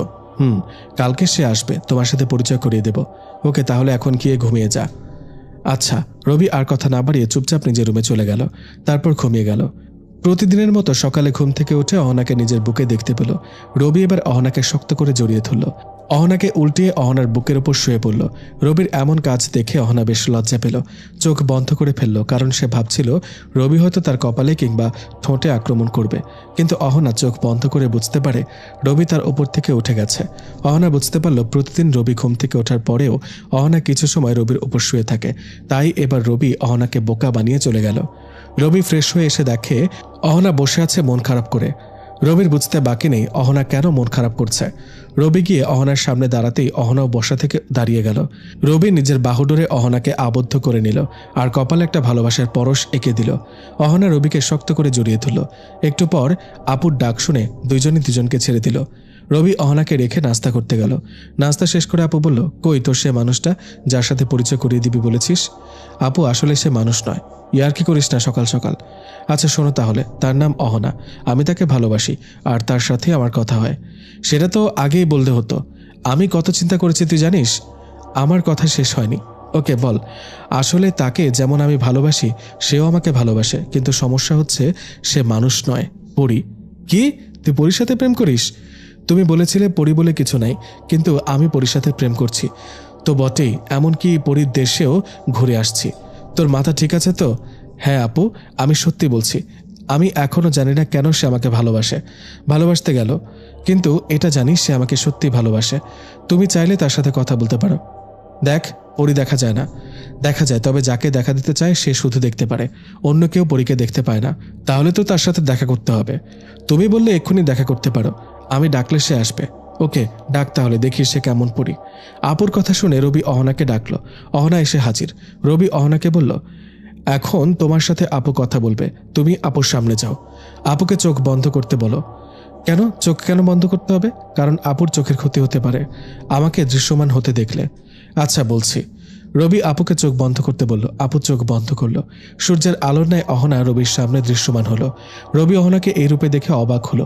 পুরো পরিদেশের রাজকন্যার মতো করে আসছে। রবি আপুকে চোখ খুলতে বললে আপু চোখ খুলে রবির দিকে তাকায়। তেমন কোনো সমস্যা হয়নি। যখন অহনার দিকে চোখ দিল সাথে সাথে আপু অজ্ঞান হয়ে গেল। রবি অবাক হয়ে গেল, কারণ অহনা বলল চোখ বন্ধ থাকলে সমস্যা হবে না, কিন্তু আবার অজ্ঞান হয়ে গেল কেন? রবি অহনাকে আপুর অজ্ঞান হওয়ার কারণ জানতে চাইলে সে বলল, প্রথমবার কেউ পরীকে দেখলে সে অজ্ঞান হয়ে যাবে। রবি অহনার পুরো কথা না শুনে আপুর কাছে গেল, আপুর মুখে পানি ছিটাতে। আপুর জ্ঞান ফিরল। আপুর জ্ঞান ফিরতে বলল, এভাবে অজ্ঞান হয়ে গেলাম কেন? আর আর কিছু বলতে পারেনি, কারণ অহনাকে আপু এখন দেখতে পাচ্ছে। আপু অহনার দিকে অবাক হয়ে চেয়ে রইল। রবি বুঝতে পারে আপু এখন অহনাতে আটকে গেছে, মানে রবির সাথে অহনার রিলেশনটা আপু মানতে বাধ্য। রবি আপুর পাশে বসতেই আপুর ঘোর কাটল। একবার রবির দিকে তাকাচ্ছে তো আরেকবার অহনার দিকে তাকাচ্ছে। রবি বলল, আরে আপু, কি দেখছো এভাবে? নজর লেগে যাবে তো। রবির কথা শুনে অহনা শব্দ করে হেসে উঠল। এই প্রথম রবি অহনার শব্দ করে হাসির আওয়াজ শুনল। রবির কথা শুনে আপু রবির দিকে তাকালো। রবি অহনাকে দেখিয়ে বলল, এই হলো অহনা, যাকে আমি ভালোবাসি আর যে আমাকেও ভালোবাসে। আপু অহনার দিকে আরেকবার তাকিয়ে বলল, তুই কখনো তার সাথে এক হতে পারবি না। রবি কথাটা শুনে মন খারাপ করে ফেলল, কারণ আপু কথাটা নিশ্চয়ই নিজের ইচ্ছে মতো বলেনি, অনেক ভেবে কথাটা বলেছে। রবি আপুর দিকে চেয়ে রইল। অহনা নিচে মাটির দিকে চেয়ে রইল। আপু বলল, কি ভয় পেলি তো? শোন, মানুষ আর বড়ির কিভাবে ভালোবাসা হতে পারে বল? জানি না, কিন্তু আমি তাকে ভালোবাসি আর সেও আমাকে ভালোবাসে। বাকি কিছু আমি জানি না। আমি না হয় মেনে নিব, কিন্তু অহনার বাবা মা, তার দেশের মানুষ কি মেনে নেবে? রবি বলল, সেটা অহনার উপর ছেড়ে দাও, তুমি মেনে নিলেই হবে, আর অহনার বিষয়টা সে সামলাবে। আচ্ছা, আমি ভেবে দেখি। আপু ভেবে দেখি বলতেই অহনা বিদ্যুৎ চমকানোর মতো করে আপুর সামনে চলে গেল। আপুর হাত ধরে মিনতি করছে যেন মেনে নেয়। আপু অহনার দিকে চেয়ে শুধু অবাক হচ্ছে আর ভাবছে কতটা ভালোবাসলে এভাবে মিনতি করতে পারে। শেষে আপু রাজি হয়ে গেল। অহনা রবিকে নিয়ে উড়াল দিল। আপু শুধু দেখছে আর হাসছে। অবশেষে রবির চাওয়া পূর্ণ হলো। তার অনেক ইচ্ছে ছিল কোনো পরীর সাথে ঘর বাঁধবে। আজ হয়তো সেটা আরও এক ধাপ এগিয়ে গেল। কিন্তু রবি এখনও বুঝতে পারেনি কেন অহনা রবিকে ভালোবাসে। প্রায় 10 মিনিট পর অহনা আর রবি বাসায় নামল। রবি হাসছে, আপু বসে বসে তাদের কাণ্ডগুলো দেখছে। একটু পর আপু অহনাকে সামনে আসতে বলল। সোফায় 3 জন মুখোমুখি হয়ে বসে আছে। রবি বুঝতে পারল নিশ্চয়ই আপু এখন কোনো প্রশ্ন করবে অহনাকে। আপু বলল, অহনা, আমি জানি তুমি রবিকে ভালোবাসো, কিন্তু সেটা আমি তোমার মুখ থেকে শুনতে চাই। তুমি রবিকে কেন ভালোবাসো? অহনা রবির দিকে তাকালো। রবিও আপুর কথা জবাব দিতে বলল। অহনা এবার বলল, এই প্রশ্নটা রবিও আমাকে অনেকবার করেছিল, কিন্তু আমি উত্তর দিইনি। তবে আজ উত্তর দেব। আমার অনেক ইচ্ছে ছিল একটা মানুষকে বিয়ে করব, আর আমার বরাবরই এই ইচ্ছে ছিল। একদিন বাবা মা, আমার ছোট ভাই আর আমি পৃথিবীতে আসি। একটা মসজিদের সামনে আমরা গেলে হঠাৎ একটা লোক আমাদের দেখে বুঝতে পারে আমরা মানুষ নই। সে আমাদেরকে বন্দি করে ফেলে। আমরা 4 জন লোকটার কবলে আটকা পড়লে আমরা পাখির রূপ ধারণ করি। লোকটার কাছ থেকে ছাড়া পাওয়ার অনেক চেষ্টা করি, কিন্তু ছাড়া পাচ্ছিলাম না। হঠাৎ একটা মাঝবয়সী লোক পাখির চিৎকার শুনে সেখানে আসে আর আমাদের ছেড়ে দিতে বলে। মাঝবয়সী লোকটা ছিল আপনার দাদু। আমরা ছাড়া পেতে চাইলে আপনার দাদু আমাদের ছেড়ে দিতে বলে, কিন্তু লোকটা কিছুতেই রাজি হচ্ছে না। লোকটা একটা জালের মধ্যে আমাদেরকে বেঁধে রেখেছিল। চাইলে আমরা অদৃশ্য হতে পারতাম, কিন্তু আমার ছোট ভাইয়ের তখনও সে ক্ষমতা আসেনি, তাই আমরা তাকে পেলে অদৃশ্য হতে পারিনি। হঠাৎ লোকটা আমার ভাইকে ধরে ডানা 2টি ভেঙে দেয়। আমার ভাই চিৎকার করতে করতে মারা যায়। আপনার দাদু আমাদের বাঁচাতে লোকটাকে ধাক্কা মারে আর আমাদের ওপর থেকে জাল উঠিয়ে নেয়। আমাদের ছেড়ে দেওয়ায় লোকটা আপনার দাদুকে বেশ অপমান করে। আপনার দাদু চুপচাপ সেখান থেকে চলে যায়। আমি তখন ছোট ছিলাম, তাই আমিও কিছু করতে পারিনি। আপনার দাদু একটু অদ্ভুত প্রকৃতির ছিল। আমাদের উড়াল গতি দেখে বুঝে গেছে আমরা আসলে পাখি নই। আপনার দাদু আমাদের দিকে তাকিয়ে বলছিল আপনাদের 2 জনকে দেখে রাখতে। জানি না কেন এই কথা বলেছিল। তারপর থেকে আপনার দাদুর মৃত্যুর আগ পর্যন্ত বাবা সারাক্ষণ আপনার দাদুর পাশে ছিল। মাঝে মধ্যে আমাদের সাথে দেখা হতো। হঠাৎ আপনার দাদু আমাকে দেখে বলে ওঠে, আমার মতো কেউ যদি রবির বউ হয় তাহলে দাদু অনেকটা খুশি হবে। বাবা সেদিন দাদুকে কথা দিয়েছিল আমি রবির বউ হব। তারপর থেকে রবির ওপর আমার খেয়াল রাখা শুরু হয়। বাবার কথায় রবির ওপর নজর রাখলেও তাকে ভালোবাসিনি। কিন্তু একদিন আমি রবিকে দেখলাম বন্ধুদের সাথে অনেক ঝগড়া হচ্ছে। রবি শুধু একটু মিথ্যা বললে সেখান থেকে বেঁচে যায়, কিন্তু সে মিথ্যা বলেনি। সেদিন আমি অনেকটা অবাক হয়ে যাই। এরপরে অনেক দিন রবি অনেক মানুষকে সাহায্য করেছে দেখে আমার ভালো লাগতে শুরু করে। এভাবে একটার পর একটা রবির কাজ দেখে আমি তার প্রেমে পড়ে যাই। বাবা একদিন আমাদের কিছু বই পড়ছিল। হঠাৎ একটা বইয়ে দেখতে পায় 2022 সালের শুরুর দিকে পরিদেশে রাজা হবে একজন মানুষ, আর তখন তার বয়স হবে 21। তখন বাবা চিন্তা করে দেখে তখন রাজা কেউ হলে সেটা হবে তুমি, কারণ আমি যখন তোমাকে বিয়ে করব তখন তুমি হবে রাজা। কারণ আমাদের দেশে মেয়েরা কোনো কিছুতে প্রধান ক্ষমতাসীন হতে পারে না। তারপর থেকে রবিকে সাবধানে রাখার চেষ্টা করি। নিজের সবটুকু দিয়ে রবিকে আগলে রাখার চেষ্টা করি। আর কিছুদিন হলে রবির 21 বছর হবে, তাই সারাক্ষণ তার পাশে থাকি। একটা পঞ্জিকা দেখে বাবা জানতে পারে পরিদেশের যে রাজা হবে তাকে মেরে ফেলতে অনেকে চেষ্টা করবে। দৃশ্যমান কিংবা অদৃশ্যমান অনেকে তাকে মেরে ফেলতে চাইবে, কারণ সে যদি রাজা হয় তাহলে শুধু একটা রাজ্য নয়, পুরো পরীর দুনিয়া হয়ে যাবে তার। তাই বিভিন্ন জিন তাকে মেরে ফেলতে চাইবে, আর যদি তাকে মেরে ফেলে পুরো পরীর দেশে অশান্তি সৃষ্টি হবে, পুরো পৃথিবীতে অশান্তি হবে, কোনো কারণ ছাড়া জিন মানুষের ক্ষতি করবে। এতটুকু বলে অহনা থেমে গেল। আপু আর রবি এক দৃষ্টিতে তাকিয়ে আছে অহনার দিকে। হঠাৎ জানলা দিয়ে একটা আগুনের গোলা রবির দিকে আসছে। অহনা রবিকে সেখান থেকে সরিয়ে নিল, আর আগুনের গোলাটা অদৃশ্য হয়ে গেল। আপু আগুনের গোলা খেয়াল না করলেও রবি খেয়াল করলো। রবি বুঝতে পারল এখন থেকে তার উপর হামলা শুরু হয়েছে। আপু এখনও ঘোরের মধ্যে আছে। রবি আপুকে ডাকলে আপুর ঘোর কাটে। রবি আপুকে বলে, একটু আগে কি হলো দেখেছ? কি হলো? রবি বুঝতে পারে আপু কিছু দেখেনি। অহনাও ইশারা করলো যাতে আপুকে না বলে, বললে আপু ভয় পাবে। তাই রবিও না বলা ভালো মনে করলো। রবির উপর একটা জিন হামলা করছিল। অহনাকে দেখে জিনটা পালিয়ে গেল। অহনা, আপু আর রবি শান্তভাবে বসে রইল। সবার কথা শেষ হলে অহনা আপুর থেকে বিদায় নিয়ে অদৃশ্য হয়ে গেল। রবি চিন্তিত হয়ে গেল, কারণ তার উপর অনেক দায়িত্ব আসতে চলেছে। সকালে তার উপর হামলা হওয়ায় আজ ভার্সিটিতে গেল না। এদিকে অহনা রবির উপর হামলা করা জিনটাকে দেখে তাই সোজা অহনা তার বাবার কাছে গেল, আর রবির উপর যে জিন হামলা করলো তার নাম বলে দেয়। অহনার বাবার সাথে সাথে ওই জিনটার মৃত্যুদণ্ডাদেশ দেয়। বাকি কতগুলো সিপাহী জিন ওই জিনটাকে ধরে নিয়ে আসে। তারপর মৃত্যুদণ্ড দেয়া হয়। সারাদিন যেন কেমন ঘোরের মাঝে কাটল রবির। রাতে ঘুমাতে গেলে অহনার উপস্থিতি বুঝতে পেরে বসে পড়ল, কিন্তু অহনাকে দেখা যাচ্ছে না। রবি চিন্তায় পড়ে গেল। অহনাকে দেখা না গেলে নিশ্চয়ই সে কোনো বিপদে আছে। রবি আস্তে আস্তে অহনার নাম ধরে ডাকছে, কিন্তু অহনার আসার কোনো নাম নেই। রবি চারপাশে দেখছে, কিন্তু অহনাকে দেখছে না। রবি চিন্তিত আর অস্থির হয়ে পড়ল। বেশ কিছু সময় রবি চারপাশে অহনাকে খুঁজেও পেল না। রবি ভয় নিয়ে আবারও শুয়ে পড়ল। হঠাৎ অহনা তার সামনে আসলে রবি ভয়ে কেঁপে উঠল। অহনার থেকে কিছুটা দূরে সরে গেল, কারণ অহনার গলায় দাগ পড়েছে। দেখে মনে হচ্ছে কেউ অহনার গলা টিপে ধরছে আর জোর করে গলায় আঁচড় কেটেছে। রবি তাই ভয় পেয়ে গেল। রবির ভয় পাওয়া দেখে অহনা বলল, ভয় পেও না। তোমার গলায় এটা কিসের দাগ? আর নীল তরলগুলো কি? সেগুলো রক্ত। পরীদের নীল রক্ত থাকে, সব পরীর রক্ত নীল। রক্ত কেন বের হচ্ছে? পরে বলবো, তুমি ঘুমাও। সে সকালে গিয়েছিলাম তোমাকে রেখে, আর রাতে আসলাম। তুমি ঘুমাও, আমি আছি তো। রবি বেশ ভালোই বুঝতে পারছে অহনা তার কাছ থেকে কিছু লুকাচ্ছে আর ভয় পেয়ে আছে। রবি নিজের ভয় পাওয়া বাদ দিয়ে অহনার কাছে গেল। অহনার হাতটা ধরতেই হালকা শক খেল, কারণ অনেক গরম অহনার হাত। রবি অহনাকে 2 হাত দিয়ে ধরে বলল, কি হয়েছে বলো তো? কেন তোমার গলায় দাগ? বলতেই হবে? হ্যাঁ, বলতেই হবে। বলো, কেন রক্ত বের হচ্ছে? আমি যখন পরিদেশ থেকে বের হয়ে চারপাশটা ঘুরে দেখতে লাগলাম, তখন আমার একজন সিপাহী খবর দিল পাশের রাজ্যের রাজা তোমাকে মারতে সৈন্য পাঠিয়েছে। বিকেলের দিকে আমি খবরটা শুনি। তারপর বাবাকে বলে আমি বিকেলে তোমাদের বাড়ির চারপাশে সৈন্য বসিয়ে দিয়ে আর আমি অদৃশ্য হয়ে তোমার থেকে একটু দূরে দাঁড়াই। রবি বলল, দূরে দাঁড়ালে কেন? কারণ তুমি এখন বুঝতে পারো তোমার পাশে আমি আসলে। তারপর তোমার থেকে দূরে দাঁড়িয়ে চারপাশটা নজরদারি করি। হঠাৎ দেখতে পাই অনেক জিন তোমাদের বাসার চারপাশে। আমি ভয়ে সব সৈন্যকে প্রস্তুত হতে বলি তোমাকে মারতে আসা জিনগুলোর বিরুদ্ধে যুদ্ধ করার জন্য। তারা কাছে আসতে আমাদের সৈন্যদের সাথে যুদ্ধ বেজে যায়। তাদের সবাইকে মারতে মারতে বিকাল থেকে এই পর্যন্ত সময় লাগলো। অহনা কথাগুলো পুরো দমে বলে থামল। রবি অহনার দিকে এখনো চেয়ে আছে। মেয়েটা তাকে বাঁচাতে নিজের জীবন বাজি ধরল। রবি বলল, তুমি এখনো বলনি তোমার গলায় কি আঁচড় কাটছে? ওদের মধ্যে একটা জিন আমার গলায় আঁচড় কেটেছে। মেরে ফেলেছে কি তাকে? জানো, আমরা কাউকে মেরে ফেলতে পারি না আমাদের দেশে, কিন্তু এখানে মেরে ফেলতে পারি। আমাদের 2 জন সৈন্য তাদের হাতে মারা গেছে। তাদের পুরো 60 জন মারা গেছে। এখনও 2 জন আহত অবস্থায় পড়ে আছে। তাদের মধ্যে একজন যে আমার গলায় আঁচড় কেটেছে। রবি বলল, আমি তাকে দেখতে চাই। আমি নিজ হাতে তাকে মেরে ফেলতে চাই। তোমার গায়ে হাত তোলার শাস্তি হিসেবে সে মৃত্যু পাবে। না না না, তোমাকে কিছু করতে হবে না। আমার সৈন্যরা তাকে মেরে ফেলবে। না, আমি নিজে তাকে মারতে চাই। না, সেটা করলে তোমার ক্ষতি হবে। তুমি এখনও আমাদের শক্তি পাওনি, তাই কোনো জিন না পরীকে তুমি মেরে ফেললে তোমার ক্ষতি হবে।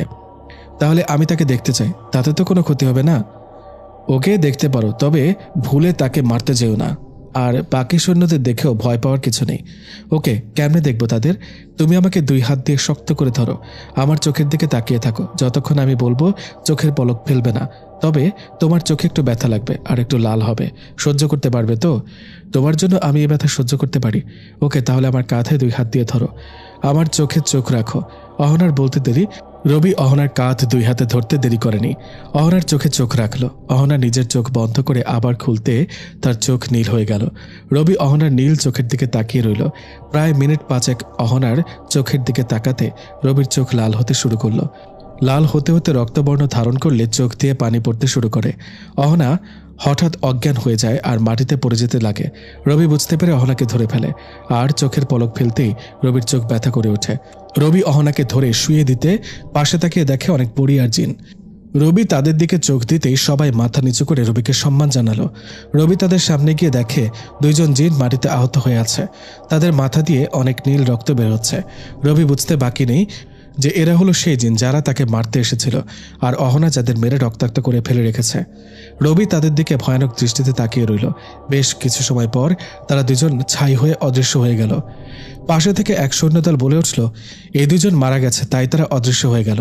অহনাকে বিছানায় কষ্ট পেতে দেখে রবি তাড়াতাড়ি অহনার কাছে আসলো। অহনাকে স্পর্শ করতে বাকি জিনদের দেখতে পেল না। অহনা আস্তে আস্তে আবার স্বাভাবিক হয়ে গেল।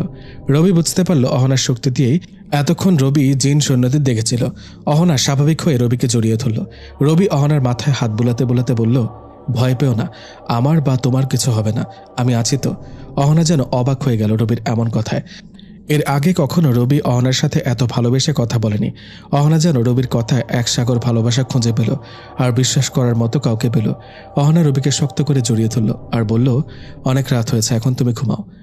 আমার তো এখন ঘুম আসবে না, কারণ একটু আগে যা দেখলাম তোমার অবস্থা খারাপ, আর তোমাকে এই অবস্থায় রেখে কি আমি ঘুমাতে পারি? রবি কথা শুনে হাসতে হাসতে আর বলল, এসব আমার জন্য কোনো ব্যাপার না, এক্ষুনি হাত বুলালে সব ঠিক হয়ে যাবে। এ বলে অহনা নিজের ডান হাতটা গলায় বুলাতেই হালকা একটু ধোঁয়ার মতো কিছু একটা দেখা গেল আর ক্ষতস্থান ঠিক হয়ে গেল। চোখের সামনে এমন কিছু হবে রবি বুঝতে পারেনি। রবি অহনাকে বলল, যে কোনো সময় যে কোনো সমস্যায় কি তোমরা এভাবে সমাধান করে ফেলো? হ্যাঁ, কারণ এসব তো একদম সামান্য কিছু সমস্যা। আচ্ছা ঠিক আছে, তাহলে এখন চলো ঘুমাই। অহনা রবিকে জড়িয়ে ধরে শুয়ে পড়ল। দুজনে হারিয়ে গেল ঘুমের রাজ্যে। হয়তো এখনও অহনা ঘুমায়নি, ঘুমের ভান ধরেছে, কারণ পরীরা তো তেমন ঘুমায় না। মাঝরাতে ঘুম ভেঙে গেলে চোখ খুলে দেখে অহনা তার বুকে নেই। রবি চারপাশটা ভালো করে দেখলো, কিন্তু অহনাকে দেখতে পেল না। না, অহনার উপস্থিতি ছিল। রবি পুরো বাসায় অহনাকে খুঁজেও পেল না। শেষে রবি আবারও এসে শুয়ে পড়ল। সকালে ঘুম ভেঙে অহনাকে নিজের বুকে পায়। রবি অহনাকে জড়িয়ে ধরে বলে, কোথায় গিয়েছিলে তুমি? মাঝরাতে কত খুঁজেছি, কিন্তু কোথাও পাইনি তোমায়। বাবা ডাকছিল তাই গিয়েছিলাম। আচ্ছা, তুমি তো সারাক্ষণ বাবার কথা বলো, তোমার মায়ের কথা তো কখনো বলনি। মাও আছে, কিন্তু মায়ের সাথে আমার কিছুতেই মিল থাকে না, তাই মায়ের কথা বলি না। আচ্ছা তাই নাকি? তাহলে যদি আমাকে তোমার মা মেনে না নেয় তখন কি হবে? না মানলেও কিচ্ছু হবে না, আর না মানলেও কিছু হবে না। যদি বাবা মেনে নেয় তাহলে মা কিছু বলতে পারবে না বা করতে পারবে না। আচ্ছা তাহলে এখন উঠি, ঠিক আছে? রবি ঘুম থেকে উঠে গেল। অহনাও রবির সাথে বের হলো, কিন্তু আপুর চোখে অদৃশ্য হয়ে। নয়তো আপু জিজ্ঞেস করবে, এখনও বিয়ে হয়নি, একসাথে থাকে কেন? আরও কত কিছু জিজ্ঞেস করবে। রবি গিয়ে নাস্তা করে নিল। অহনা অদৃশ্য অবস্থায় রবির হাত ধরে বসে তার খাওয়া দেখছে, মাঝে মাঝে রবির দিকে চেয়ে হাসছে। নাস্তা শেষ করে রবি ভার্সিটিতে চলে গেল। রাশেদ তো সাথেই আছে। অর্ধেক ক্লাস করে রবি বাইরে চলে আসলো। গাছের নিচে বসে বসে ভাবছে সে দিনগুলো কেমন হতে পারে যেদিন সে পরীর দেশের রাজা হবে। তখনই রাশেদ পেছনে এসে বসলো। রবিকে ভাবতে দেখে জিজ্ঞেস করলো, কিরে কি ভাবছিস? রবি বলল, ভাবছি অহনার কথা। মুখ ফসকে রবি অহনার নাম নিয়ে ফেলল। রবির মুখে অহনার নাম শুনে রাশেদ দাঁড়িয়ে গেল আর রবিকে বলল, কি মামা, সাঁতার তো ভালোই কাটো, কখনো বলো নাই যে তোমার গার্লফ্রেন্ড আছে? না মানে তেমন কিছু না। তাই না? বল অহনা কে? অহনা তোর ভাবি, পরি একটা, বুঝলি? হ মামা, তোমার মনে তো পরিই হবে। রবি রাশেদকে পরি বলতে অহনা রবির সামনে চলে আসলো, তবে এখন ভয় দেখানোর জন্য নয়, রবির কথার প্রমাণ দেওয়ার জন্য। রাশেদ আবারও বলে উঠল, কি মামা, অহনাতে হারিয়ে গেলে নাকি? আরে অহনা আসলে একটা পরি, তুই বুঝবি না সেসব। আগে তো বললাম তুমি প্রেমিকের কাছে তোমার প্রেমিকা পরি ছাড়া আর কিছুই হতে পারে না। আরে ভাই সত্যি বলছি, ওকে তোকে প্রমাণ দিচ্ছি, দাঁড়া। রবি অহনার দিকে তাকালে রাশেদকে চোখ বন্ধ করতে বলে। রবি রাশেদকে চোখ বন্ধ করতে বললে রাশেদ বলে ওঠে, কি রে, মনে হয় তোর মাথা গেছে? আমি চোখ বন্ধ করব আর তোর অহনা মানে পরি আমার সামনে দৃশ্যমান হবে, তাই তো? হ্যাঁ সেটাই হবে। দেখ এমন কিছু হয় না, তোর মাথা গেল মনে হয়। তুই বস, আমি যাচ্ছি। রাশেদ চলে যেতে চাইলে রবি হাত ধরে ফেলে। রাশেদ আবার রবির পাশে বসে পড়ে। রবি রাশেদকে চোখ বন্ধ করতে জোর করতে থাকে, কিন্তু রাশেদ কিছুতে রবির কথা মানছে না। পরে রবি জোর করে রাশেদকে চোখ বন্ধ করালো। চারপাশে হালকা বাতাস যেন ধীরে ধীরে গতি বেড়ে যাচ্ছে, গাছের পাতা যেন ছিঁড়ে পড়ছে। রাশেদ গায়ের উপর হালকা বিদ্যুৎ চমকানোর আওয়াজ রাশেদের কানে বাজছে। অসময়ের রোদ এসে যেন পড়ল রাশেদের গায়ে। তখন রাশেদ চোখ খুলল। রাশেদ চোখ খুলে সামনে দেখতেই বেহুশ হয়ে গেল, কারণ এটাই প্রথম রাশেদের পরিদেখা। অহনা তো বলেছিল যে প্রথম পরীকে দেখবে সে অজ্ঞান হয়ে যাবে। রবি ব্যাগে থাকা পানি নিয়ে রাশেদের মুখে ছিটাতে রাশেদের জ্ঞান ফিরে আসলো। রাশেদ পাগলের মতো অবস্থা শুরু করে দিল। রবির হাত ধরে আছে। রবি বুঝতে পারল রাশেদ অহনাকে দেখে ভয় পেয়েছে। রবি রাশেদকে বলল, কি হলো, ভয় পাচ্ছিস কেন? ওখানে কেউ ছিল? কোনো মেয়ে? রবি বলল, এখনো আছে সে ওখানে। কি? আমি দেখছি না কেন? তুই ভয় পাচ্ছিস তাই? কে সে মেয়েটা? তোর ভাবি, মানে অহনা। মানে অহনা আসলেই পড়ি? হ্যাঁ, এখন তো বিশ্বাস করবি? ভয় হচ্ছে আমার, যদি তোর কিছু করে ফেলে। তোর ভয় পাওয়া লাগবে না, আর অহনা আমাকে অনেক ভালোবাসে, কখনো আমার ক্ষতি করবে না। তুই শিওর তো? দেখ, পরীরা কিন্তু নিজের ভালোর জন্য মানুষকে মেরে ফেলে, এমনকি কিছু শক্তি যোগানোর জন্য তারা মানুষের রক্ত খায়। তোকে সেসব নিয়ে ভাবতে হবে না। বল, অহনা যে পরী সেটা বিশ্বাস করলি তো? হ্যাঁ, কিন্তু দেখছি না কেন তাকে? তোর ভয় কেটে গেলে দেখতে পাবি। রাশেদ অহনাকে দেখতে এবার রবির হাতে থাকা পানি খেয়ে নিল, একটা দীর্ঘ শ্বাস নিল। তারপর রবিকে বলল, দেখছি না তো পরীকে? রবি অহনাকে রাশেদের সামনে আসতে বলল। অহনা রাশেদের সামনে আসতেই রাশেদ কিছুটা পেছনে গেল, কারণ এখনও তার মধ্যে কিছুটা ভয় কাজ করছে। রবি রাশেদকে বলল, কিরে, বললি না তো আমার বউটা কেমন? রাশেদ মনে মনে ভাবল, ভয়ে আমার ঘাম বের হচ্ছে, তুই আবার জিজ্ঞেস করিস কেমন? হ্যাঁ, ভালোই সুন্দর। রাশেদের কথা শেষ হতে অহনা বলে উঠল, জানো রবি, তোমার বন্ধু কি ভাবছিল? কি ভাবছে আবার? তোমার বন্ধু ভাবছে ভয় তার ঘাম বেরোচ্ছে, তাও তুমি তাকে জিজ্ঞেস করছো আমি কেমন? রাশেদ অবাক হয়ে অহনার দিকে তাকিয়ে ভাবল, এই পরী তো মনের কথাও বলতে পারে। সাথে সাথে অহনা বলল, হ্যাঁ, আমি মনের কথাও বলতে পারি। রাশেদের বুঝতে বাকি নেই অহনা আসলেই মনের ভেতর জমে থাকা কথা বুঝতে পারে। হঠাৎ অহনা রবিকে বলল, রবি, তোমরা কথা বলো, আমি আসছি, বাবা খুঁজছে আমাকে। আচ্ছা, তুমি সাবধানে যেও। রবির থেকে বিদায় নিয়ে অহনা অদৃশ্য হয়ে গেল। রাশেদ এখনও ঘুমের মাঝে আছে, এতক্ষণ কি থেকে কি হলো তা ভাবছে। হঠাৎ রাশেদ রবিকে বলল, আচ্ছা, আমি অজ্ঞান হয়ে গিয়েছিলাম কেন? প্রথম কেউ পরী দেখলে সে অজ্ঞান হয়ে যায়, তাই তুইও অজ্ঞান হয়ে গিয়েছিলি। এটা কেমন কথা? তুইও কি আমার মতো অজ্ঞান হয়ে গেছিলি? হ্যাঁ, আমি অজ্ঞান হয়ে গিয়েছিলাম, তবে অহনাকে খুব ভালো করে দেখার পরে। চল, এখানে আর ক্লাস করে মজা পাবো না, বাসায় যাই। ওকে চল, তবে একটা কথা, অহনার কথাটা কখনো কাউকে বলবি না, এমনকি আঙ্কেল আন্টিকেও না। বললে কি হবে? বলবি না, বলেছি তো বলবি না। যদি বলিস তাহলে তাদের ক্ষতি হতে পারে, বা অহনার কোনো ক্ষতি হতে পারে, আর আমি চাই না আমার কারণে কারো ক্ষতি হোক। আচ্ছা, বলবো না, চল এখন বাসায় যাই। দুজন একটা রিকশায় বসে পড়ল। রাশেদ রিকশাতেও বকবক করে যাচ্ছে। একসময় বলে উঠল, আচ্ছা, সেদিন ক্লাসে তুই আনমনে বসেছিলি, স্যার তোকে ডাকলে শুনিস নাই, তাই ক্লাস থেকে তোকে বের হতে বলে, আর তখন তুই হঠাৎ বলে উঠিস, না তুমি এমন করো না। তখন কথাটি কাকে বলেছিলি? তখন স্যারের পেছনে অহনা দাঁড়িয়েছিল, আমাকে অপমান করেছে দেখে অহনা স্যারকে আঘাত করতে চাইলে আমি কথাটা বলি। তার মানে তখন থেকে তুই অহনাকে দেখতি? ভাবি ডাকতে পারিস না? আচ্ছা আচ্ছা, ভাবি। হ্যাঁ, দেখতাম তো, তাই ক্লাস থেকে বের হওয়ার সময় অহনার হাত ধরে বের হয়েছিলাম, আর সবাই ভাবলো আমি হাওয়ায় এমনটা করলাম। বস, তুই তো অনেক পাওয়ারফুল হয়ে গেলি তাহলে। রিক্সা চলতে লাগলো আপন গতিতে।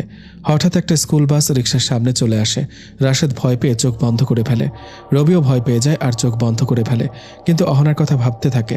হঠাৎ রবি চোখ খুলে দেখতে পায় পুরো বাস তাদের মাথার উপর দিয়ে উড়ে গেল। বাসটা অহনার হাতে। অহনা আস্তে করে বাসটা রাস্তায় বসিয়ে দিল। কারো কোনো ক্ষতি হয়নি, কিন্তু সবাই ভয় পেয়ে আছে। রবি রিক্সা থেকে নেমে দৌড়ে অহনার কাছে গেল আর অহনাকে বলল, তুমি ঠিক আছো তো? আমি ঠিক আছি, তোমার কিছু হয়নি তো? না, আমার কিছু হয়নি, তবে একটু ভয় পেয়েছিলাম। ওকে, আর ভয় পেতে হবে না, তুমি একটু অপেক্ষা করো, সব বাচ্চাদের ভয় দূর করে দিচ্ছি। অহনা বাসের ভেতর চলে গেল। একটু পর বাসের সব বাচ্চারা হাসাহাসি শুরু করলো, যেন মনে হচ্ছে একটু আগে কিছুই হয়নি। রবি অহনাকে নিয়ে হাঁটতে শুরু করলো, কারণ রিক্সা চালক অনেক আগে পালিয়েছে। পাশে রাশেদ হাঁটছে, কিন্তু সে বুঝতে পারছে না রবি অহনার হাত ধরে হাঁটছে। আর বাসটা যে তাদের মাথার উপর দিয়ে অহনা নিয়ে গেল সেটাও রাশেদ দেখতে পায়নি, কারণ প্রচুর ভয় পেয়ে রাশেদ চোখ বন্ধ রেখেছিল। হাঁটতে হাঁটতে রাশেদের বাসা বরাবর আসলে তিনজন থেকে রবি রাশেদকে বলে অহনার কথা যেন কাউকে না বলে। তারপর রাশেদ তার বাসায় ঢুকে যায়। রবি আর অহনা হেঁটে রবির বাসায় চলে আসে। দরজা খুলে ঢুকতে আপু সামনে আসে। ফ্রেশ হয়ে আয়, আমি খাবার দিচ্ছি। আচ্ছা, আসছি। তারপর অহনা চলে গেল। রবি ফ্রেশ হয়ে খেয়ে নিল। ভার্সিটি আর বাসার মাঝে মধ্যেই অহনা এসে আপুর সাথে দেখা করা, আর প্রতি রাতে রবির বুকে ঘুমানোতে চলে গেল আরও একটা সপ্তাহ। রবি আরও বেশি অহনার প্রতি আকৃষ্ট হয়ে গেছে। আজ হঠাৎ আপু বলল অহনার বাবা মায়ের সাথে দেখা করবে, কারণ আপু জেনে গেছে অহনা প্রতি রাতে রবির সাথে থাকে। আপু তাই অহনা আর রবির বিয়েটা দিতে চায়। আজ সকালে অহনার বাবা আসলো, আপুর সাথে কথা বলে সব ঠিক করে নিল, কিন্তু অহনার মা এই বিয়েতে রাজি নয়। তার কারণ রবি মানুষ আর অহনা পরী। অহনার মা রাজি না হওয়ায় সবকিছু যেন অন্যরকম হয়ে গেল।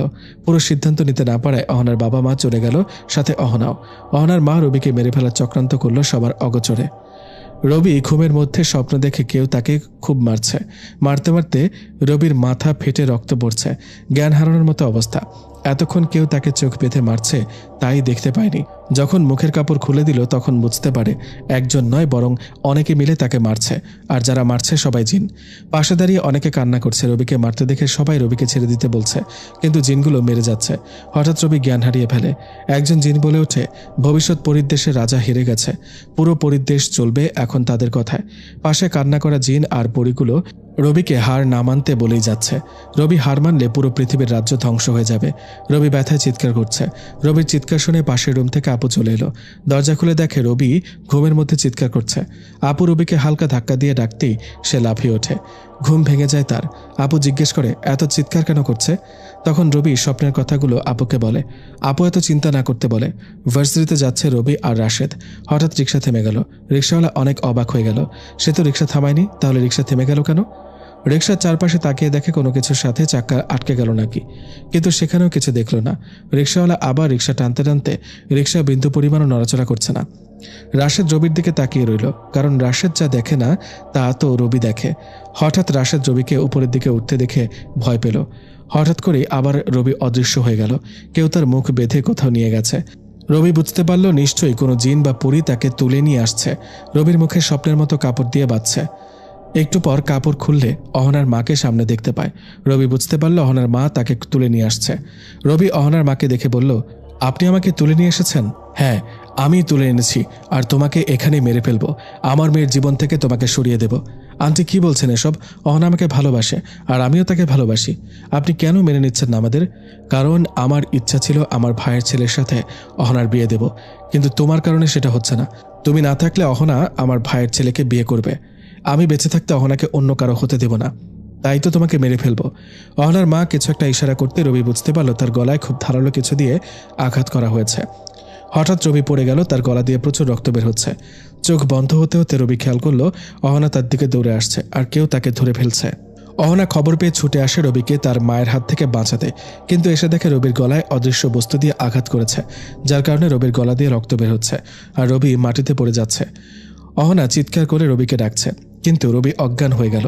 অহনা চিৎকার করতে করতে বেহুশ হওয়ার মতো অবস্থা, কিন্তু তাকে আটকে রাখছে তার মায়ের জিনগুলো।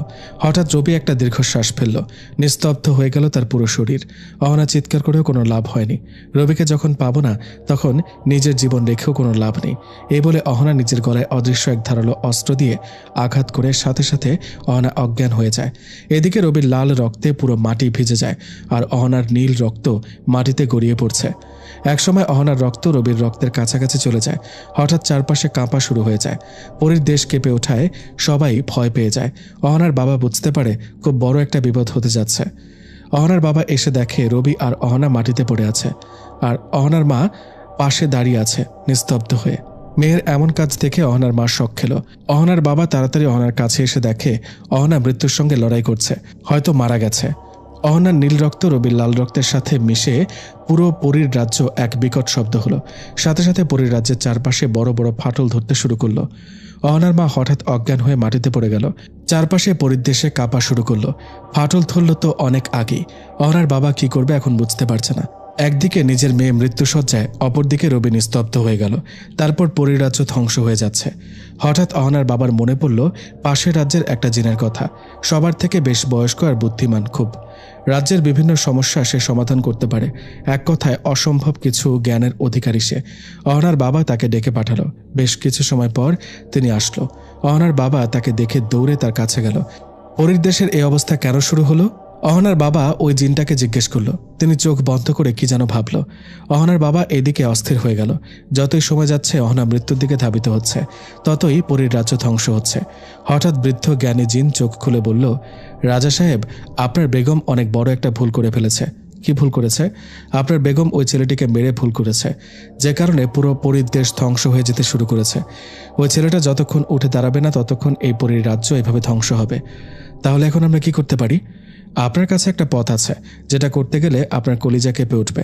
কিন্তু না করলেও আপনি ভুল করবেন, পুরো পরীর রাজ্য ধ্বংস হয়ে যাবে। আপনার রাজ্য ধ্বংস হলে পাশের রাজ্যগুলো ধীরে ধীরে ধ্বংস হয়ে যাবে। তাহলে সে উপায়টা কি, যা করে আমি আমার মেয়ে আর রবিকে এবং এই রাজ্যকে ধ্বংসের হাত থেকে বাঁচাতে পারবো? আপনার বেগমকে মৃত্যুদণ্ড দিতে হবে। তার অপরাধের এই শাস্তি না হলে ধ্বংস অনিবার্য। বৃদ্ধ জ্ঞানীর কথা শুনে অহনার বাবা 2 পা পিছিয়ে গেল। যার সাথে সারাটা জীবন কাটিয়ে আসলো, আজ তাকে মৃত্যুদণ্ড দিতে হবে। অহনার বাবা আবারও চিন্তায় পড়ে গেল, কি করবে? বৃদ্ধ জ্ঞানী জিনটাকে জিজ্ঞেস করলো, এটা ছাড়া কি আর কোনো উপায় নেই সবাইকে বাঁচানোর? না, আর কোনো উপায় নেই। আপনার বেগমের গলা কেটে কিছু রক্ত নিতে হবে, আর আপনার বেগম মারা গেলে সে রক্তগুলো নিয়ে গিয়ে ওই ছেলেটার গলায় দিতে হবে, তবেই ছেলেটা বেঁচে উঠবে। আর ছেলেটা এখন মানুষ হলেও এই কাজ করার পরে ছেলেটা অর্ধেক মানুষ আর অর্ধেক জিন হয়ে যাবে। আর ছেলেটা বেঁচে গিয়ে আপনার মেয়েকে বাঁচাতে চাইলে তবেই বাঁচাতে পারবে, এর আগে কিছু সম্ভব নয়। অহনার বাবা চারদিকে তাকিয়ে দেখে সবাই অহনার মায়ের মৃত্যু কামনা করছে। সবাই বলছে এই রাজ্যকে বাঁচাতে নিজের মনে পাহাড় সমান কষ্ট নিয়ে সবাইকে বাঁচানোর জন্য অহনার মায়ের মৃত্যু আদেশ দিল। কিছু পরই অহনার মায়ের জ্ঞান ফিরালো, তার মৃত্যুর জন্য প্রস্তুত হতে বলল। অহনার মা অহনাকে দেখে নিজে থেকে অনুতপ্ত হলো, চোখের পানি ছেড়ে দিল। অহনার মায়ের মুখে কাপড় বেঁধে দিল, চোখগুলো একদম বন্ধ করে দিল যাতে কিছু দেখতে না পায়। গর্দান নিচু করলো। আদেশ পাওয়ার সাথে সাথে একটা পরী অহনার মায়ের গলায় বিশাল এক চাকু দিয়ে আঘাত করলো। অহনার মায়ের গলা দিয়ে নীল রক্ত পড়ছে দেখে অহনার বাবা অজ্ঞান হয়ে গেল। বাকি কাজ শেষ করতে বৃদ্ধ এগিয়ে গেল। অহনার মায়ের গলা থেকে কিছু রক্ত নিজের বাম হাতে নিল। কিছুক্ষণের মধ্যে অহনার মা মারা গেল। বৃদ্ধ নিজের হাতে নেওয়া রক্ত রবির গলায় দিতে সেখানে থাকা পুরো মাটির ঝাঁকুনি দিয়ে কেঁপে উঠল। হঠাৎ পুরো জায়গায় 1 হাত মতো নিচে গিয়ে ধাক্কা খেল। বৃদ্ধ একটা পরীকে পানি আনতে বলল। নিজের হাতটা ধুয়ে রবির পাশে বসে কি যেন পড়া শুরু করলো। একটু পর রবির পায়ের আঙুল নড়ে উঠলে সবাই বুঝতে পারে এই রাজ্য ধ্বংসের হাত থেকে বেঁচে যাবে। সবাই চারপাশে ঘিরে রবির দিকে তাকিয়ে থাকে। এই রাজ্য বাঁচানো এখন পুরো তার হাতে। একটু পর রবির হাত নড়ে ওঠে। বৃদ্ধ গিয়ে রবির কানে কানে কি যেন বলে। আস্তে আস্তে রবির চোখ খুলে। রবির চোখ দেখে সেখানে থাকা সব পরী আর জিন ভয় পেয়ে যায়, কারণ রবির চোখগুলো মানুষের মতো কালো কিংবা জিন পরীর মতো নীলও নয়, পুরো লাল হয়ে আছে। তার থেকেও ভয়ঙ্কর, তার এক চোখ দিয়ে নীল পানি আর অপর চোখ দিয়ে লাল পানি পড়ছে। সবাই ভীত হয়ে পড়েছে। যদি এখন সে রাজ্য বাঁচাতে না চেয়ে ধ্বংস করতে চায় তাহলেই পারবে। রবির মাথা যেন ঘুরছে। চারপাশের কোনো অবস্থা সে বুঝতে পারছে না। কাঁপা কাঁপা গলায় সে পানির কথা বললে একটা পরী এসে তাকে পানি দেয়। পরীটাও অনেক ভয় পেয়ে তার কাছে আসে। রবি মুখে পানি দিয়ে একটা চুমুক পানি খেয়ে নেয়। হঠাৎ চারপাশ একটা বিকট শব্দ হয়। রবি মাথায় হাত দিয়ে বসে পড়ে, 2 কান চেপে ধরে। প্রায় 1 মিনিট পর চোখ খুলে অহনাকে মাটিতে পড়ে থাকতে দেখে তার কাছে যেতে দৌড়ানোর চেষ্টা করে, কিন্তু পড়ে যায়। হামাগুড়ি দিয়ে রবি অহনার কাছে যায়। অহনাকে এভাবে পড়ে থাকতে দেখে রবি বেশ অস্থির হয়ে পড়ে। অহনার মাথা রবি নিজের কোলে নিয়ে পাগলামে শুরু করে দেয়। এই অহনা, তোমার কি হলো? ওঠো না। রবি কাঁদছে তো অহনাকে ডাকছে। বৃদ্ধ জ্ঞানী জিনটা এসে রবিকে বলল, সে উঠবে না যদি তুমি তাকে না তোলো। কেমনে কি করতে হবে বলেন, আমি তাকে ফিরিয়ে আনবো। তোমার বাম হাত তার গলায় 3 বার বুলাতে থাকো, তাহলে উঠবে। তবে হ্যাঁ, হাত বুলানোর সময় তোমার চোখ বন্ধ রেখো। রবি কথা শোনার সাথে সাথে চোখ বন্ধ করে অহনার গলায় হাত বুলাতে থাকে। 3 বার হাত বুলানোর পরও অহনার কোনো রেসপন্স নেই। রবি চিৎকার করে অহনাকে নিজের বুকে জড়িয়ে ধরে। পাশে বৃদ্ধ বলে ওঠে, এভাবে কিছু হবে না, তুমি আগে শান্ত হও। তোমার হাতটা আগে তোমার গলায় বুলাও, চোখ বন্ধ করে। আগে তুমি ঠিক হলে তারপর হয়তো সে ঠিক হবে। রবি চোখ বন্ধ করে নিজের গলায় হাত বুলাতে একটু ধোয়ার মতো কিছু বের হলো। রবির গলা ঠিক হয়ে গেল। রবি একইভাবে চোখ বন্ধ করে অহনার গলায় হাত বুলাতে লাগলো, কিন্তু অহনা তো ওঠার কোনো নাম নেই। বৃদ্ধ জ্ঞানী জিনকে রবি বলল, কি করতে বলছেন আপনি? অহনা তো উঠছে না। আর একটা কাজ করতে পারো, তাড়াতাড়ি বলুন সেটা কি? তোমার হাত কাটতে হবে। হাত থেকে বের হওয়া রক্ত নিয়ে তোমার হাতের মুঠোয় নিয়ে অহনার গলায় সে রক্ত লাগিয়ে দাও, তাহলে আশা করি অহনা বেঁচে উঠবে। রবি নিজের হাত কেটে অহনার গলায় দিল, কিন্তু অহনা উঠছেই না। রবি চিৎকার করে কাঁদছে। হঠাৎ রবির চোখের জল অহনার মুখে পড়তেই অহনা আটকে থাকা এক দীর্ঘশ্বাস ফেলল। রবি আবারও অহনার গলায় নিজের রক্তমাখা হাত বুলালে অহনা আস্তে আস্তে চোখ খুলে। রবি চিৎকার করে অহনাকে নিজের বাহুডোরে আবদ্ধ করে নেয়। অহনা আরেকটু ভালো হয়ে গেলে রবির দিকে অবাক নয়নে মুগ্ধ চাহনিতে তাকিয়ে থাকে। হঠাৎ একটা পরী এসে বলল, অনেক বেশি ফাটল ধরেছে রাজ্যে, তাড়াতাড়ি কিছু না করলে এই রাজ্য ধ্বংস হয়ে যাবে। অহনা বুঝতে পারছে না কি করবে। পাশে বাবা অজ্ঞান হয়ে পড়ে আছে। অহনা তাড়াতাড়ি তার বাবার জ্ঞান ফেরালো। অহনার বাবা চারপাশে তাকিয়ে দেখে ফাটলগুলো আগের থেকে বড় বড় হয়ে গেছে। অহনার বাবা দৌড়ে গিয়ে একটা মশাল নিয়ে আসলো। রবি আর অহনা সেখানেই দাঁড়িয়ে রইল। অহনার বাবা মশালটা এনে হাঁটু গেড়ে রবির সামনে বসে পড়ল। মশালটা রবির দিকে ধরে বলল, আজ এই মুহূর্ত থেকে এই পরীর রাজ্যের রাজা হিসেবে তোমাকে নিজের সব শক্তি আমি তুলে দিলাম। এই রাজ্যের রাজা এখন তুমি। তোমার রাজ্যকে বাঁচানোর দায়িত্ব তোমার। নাও এই মশালটা, আর বাঁচিয়ে নাও ধ্বংসের হাত থেকে তোমার দেশকে। রবি জানে না মশালটার কি কাজ আর কি করতে হয় সেটা দিয়ে। তাও কাঁপা কাঁপা হাতে রবি অহনার বাবার হাত থেকে মশালটা নিতে চারপাশে বাতাস যেন কয়েক গুণ গতিশীল হয়ে উঠল। পরীর দেশে আরও একবার ঝাঁকুনির সৃষ্টি হলো। হঠাৎ রবির শরীরের কেমন যেন পরিবর্তন হতে শুরু করলো। আগের থেকে শক্তি যেন কয়েক গুণ বেশি মনে হচ্ছে। অহনার বাবা রবিকে বলল, এই পরীর রাজ্য বাঁচাতে চাইলে রবিকে সে মশাল দিয়ে একটা মাটিতে আঘাত করতে। রবি মশালটা উপরে তুলতেই আকাশে এক বিকট শব্দ হলো। সাথে সাথে রবি মশালটা দিয়ে মাটিতে সজোরে আঘাত করলো। ফাটল ধরা মাটিগুলোর সাথে সাথে কেমন যেন জোড়া লাগতে শুরু করলো। অহনার মুখে হাসি ফুটে উঠল। রবি অহনাকে বলল, তুমি ঠিক আছো তো? হ্যাঁ, আমি ঠিক আছি। অহনা ভালো করে রবির চোখের দিকে তাকাতেই রবির চোখের সাথে অহনার চোখের মধ্যে এক অদৃশ্য কানেকশন হলো। সাথে সাথে রবির চোখ দিয়ে জল পড়তে শুরু করলো। প্রথম জলের ফোঁটা মাটিতে পড়তেই সাথে সাথে আগুন ধরে গেল। হঠাৎ রবি অজ্ঞান হয়ে গেল, আর অহনার দিকে চোখ পড়তেই অহনা রবিকে ধরে ফেলল। অহনা রবিকে ধরে নিজের রুমে নিয়ে গেল। অহনা রুমের চারপাশটা বেশ সাজানো, আর সেখানে ছোট ছোট ফুলের গাছ। গাছগুলো ফুলে ভরে আছে। অহনা রবির মুখে পানি দিয়ে জ্ঞান ফেরালো। রবি জ্ঞান ফিরে অপূর্ব এক রুমে নিজেকে আবিষ্কার করে। পাশে তাকিয়ে দেখে অহনা বসে আছে। এদিকে রাশেদ আর ভার্সিটিতে না গিয়ে রবির বাসায় চলে গেল। রবির সাথে ঘটে যাওয়া সব ঘটনা রাশেদ আপুকে বলল। রাশেদের কথা শুনে আপু বেশ চিন্তিত হয়ে গেল। কি করবে আপু বুঝতে পারছে না। তাও কোনো উপায় আছে কিনা দেখতে ভয়ে ভয়ে রবির রুমে গেল। চারপাশটা দেখছে কিছু পায় কিনা, কিন্তু তেমন কিছু দেখা যাচ্ছে না। হঠাৎ আপুর মনে হলো, রবি তো অহনাকে ডাকলে শুনতো, তাহলে আমি ডাকলেও শুনবে। এই ভেবে আপু অহনাকে ডাকতে লাগলো। প্রায় 3 বার ডাকার পরে অহনার কানে পৌঁছালো। আপু ডাকছে আর চারপাশে দেখছে, কখন আসবে সে অপেক্ষা করছে। এইদিকে অহনা শুনতে রবিকে বলল, রবি, আপু ডাকছে। আমি এখানে আসার পর থেকে এখানকার এই সময় পর্যন্ত কতক্ষণ হবে? অহনা ভেবে বলল, হবে 4 ঘন্টার মতো। তাহলে তো কোনো সমস্যা নেই, চলো পৃথিবীতে যাই। আপু নিশ্চয় অনেক চিন্তা করছে। ওকে চলো। তবে একটা কথা, মাথা নিচু করে বলল। কি কথা? তুমি এখন পুরোপুরি মানুষ কিংবা জিন নয়। মানে? তোমাকে বাঁচাতে গিয়ে তুমি অর্ধেক মানুষ আর অর্ধেক... কি? এটা কি করলে তুমি? আমি কিছু করিনি, তোমাকে বাঁচাতে এটা করতে হলো। তাহলে এখন কি হবে? কিচ্ছু হবে না, তুমি যেমন ইচ্ছে তেমন চলতে পারবে। মানুষের মতো চাইলে মানুষের মতো, পরীর দেশের রাজার মতো চাইলেও চলতে পারবে। সেটা তোমার ইচ্ছে। কিভাবে কি করব তা তো আমি জানি না। চিন্তা করো না, সেসব আমি তোমাকে বলে দেব। আর এসব জিনিস তুমি নিজে থেকে করতে পারবে যদি চেষ্টা করো তো। ওকে, তাহলে তুমি আমাকে কিছু থিওরি বলে দাও, যাতে আমি পৃথিবীতে চলতে কোনো সমস্যা না হয়। অহনা রবিকে বেশ কিছু উপায় বলে দিল। তারপর রবি আর অহনা পৃথিবীতে আসতে শুরু করলো। আপু আর রাশেদ এখনও রবির রুমে দাঁড়িয়ে আছে। হঠাৎ আপুর সামনে রবি আর অহনা দৃশ্যমান হলো। রবিকে দেখার সাথে সাথে আপু কয়েক পা পিছিয়ে গেল, কারণ রবির শরীরের বেশ পরিবর্তন এসেছে। গঠনমূলক অবস্থার পরিবর্তন ঘটেছে। আপু রবি থেকে এমন পরিবর্তনের কারণ জানতে চাইলে রবি চুপ করে আছে। আপু বারবার জোর করতে লাগলো। তারপর অহনা বলে দিল রবিকে রিক্সা থেকে উঠিয়ে নিয়ে যাওয়া থেকে এখানে আসা পর্যন্ত রবির সাথে ঘটে যাওয়া সব কথা অহনা আপুকে বলল। আপু অহনার কথা শুনে বেশ চিন্তিত হয়ে গেল। রবি সাধারণ মানুষ না হলে তো পৃথিবীতে সে থাকতে পারবে না, আর পৃথিবী থেকে চলে গিয়েও তো তার উপর অনেক দায়িত্ব। সবকিছু ভেবে আপু সিদ্ধান্ত নিল যা হয় ভালোর জন্যই হয়। রবি যে কোনো সময় চাইলে তো পৃথিবীতে আসতে পারে, আবার পুরো পরীর দেশেও পরিচালনা করতে পারে। তাহলে রবিকে যেতে দেওয়া উচিত। আপু রবি আর অহনার বিয়েটা দিয়ে দিতে চাইল। অহনার বাবার সাথে দেখা করলো। কোনো আয়োজন ছাড়া বিয়েটা হয়ে গেল। পৃথিবীতে কোনো আয়োজন না হলেও পরীর দেশে বিরাট আয়োজন হলো। রবি ক্ষমতার বসার পর চারদিকে তার শত্রুর সংখ্যা বাড়তে লাগলো। বিভিন্ন জিন মিলে তাকে মেরে ফেলার চক্রান্ত করতে লাগলো।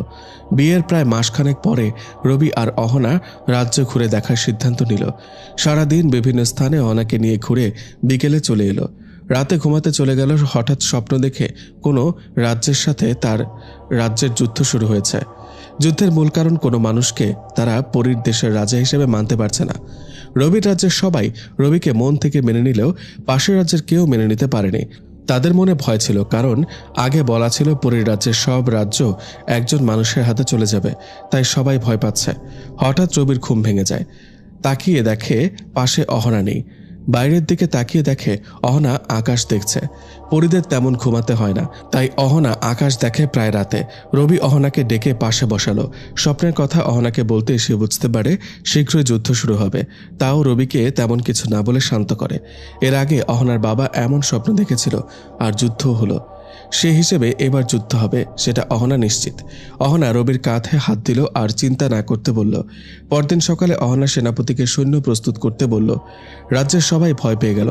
অহনা হুঁশিয়ারি দিল, কেউ তাদের রাজ্যে আক্রমণ করতে চাইলে তারাও ছাড় দেবে না, বরং যারা এই রাজ্য আক্রমণ করবে তাদের রাজ্য দখল করব। অহনার এমন হুঁশিয়ারি যেন সবার জন্য বিপদ হয়ে দাঁড়ালো। জলপরীর রাজা অহনার এমন হুঁশিয়ারিতে ক্ষেপে গিয়ে তারাও সৈন্য প্রস্তুত করতে বলল, আর রবির রাজ্য আক্রমণ করার সিদ্ধান্ত নিল। রবির কানে এই খবর পৌঁছালে সেও যুদ্ধের জন্য প্রস্তুতি নেয়। কখন যে যুদ্ধ শুরু হয় তা কেউ বুঝতে পারে না।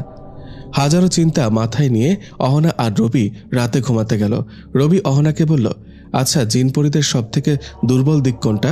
মানে যেটা দ্বারা তারা দুর্বল হয়ে যুদ্ধে পরাজয় মেনে নেবে?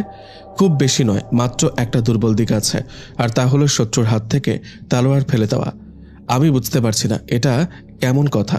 চাইলে তো সে তালোয়ার আবার উঠিয়ে যুদ্ধ করতে পারে। না, পারবে না, কারণ কারো তালোয়ার হাত থেকে একবার পড়ে গেলে তালোয়ারটি নষ্ট হয়ে যায়, মানে মাটিতে পড়ার সাথে সাথে মাটিতে মিশে যায়, আর তাই আর উঠাতে পারে না। রবি বলল, যুদ্ধে কি সবাইকে যেতে হয়? পৃথিবীর একটা অদ্ভুত নিয়ম, সৈন্যরা যুদ্ধ করবে আর রাজা রাজপ্রাসাদে বসে দেখবে, কিন্তু এখানে সেটা হয় না। রাজা যতক্ষণ যুদ্ধে যাবে না ততক্ষণ সৈন্যরা যুদ্ধ করবে না। রবি বলল, তার মানে রাজাকে যুদ্ধক্ষেত্রে অবশ্যই থাকতে হবে?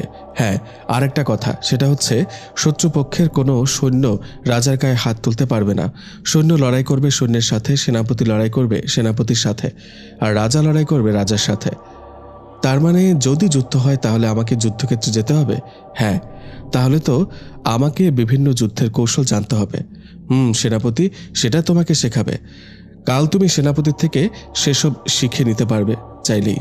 পরের দিন রবি সেনাপতির কাছ থেকে পরিদেশে যুদ্ধের বিভিন্ন কলা কৌশল শিখে নিল। বিকেলের দিকে রবি আর অহনা বসে আছে। হঠাৎ সেনাপতি এসে খবর দিল, রবির রাজ্যের কিছু অংশ জলপরীর দেশের রাজা আক্রমণ করছে। অনেক সৈন্য মারা গেছে। খবর পাওয়ার সাথে সাথে রবি দাঁড়িয়ে গেল। অহনা সেনাপতিকে সেখানে থাকতে বলে রবিকে রুমে নিয়ে গেল। রবিকে দাঁড় করিয়ে রেখে অহনা মনে মনে কি যেন পড়া শুরু করলো। হঠাৎ চারপাশে অন্ধকার হতে লাগলো। হঠাৎ বিদ্যুৎ চমকানোর সাথে সাথে অহনা আকাশের দিকে হাত তুলতেই একটা মশাল অহনার হাতে চলে আসলো। সেটা নিয়ে অহনা রবির সামনে বসে পড়ল। রবির দিকে মশাল ধরে বলল, এই মশাল পৃথিবীর সব থেকে শক্তিশালী মশাল।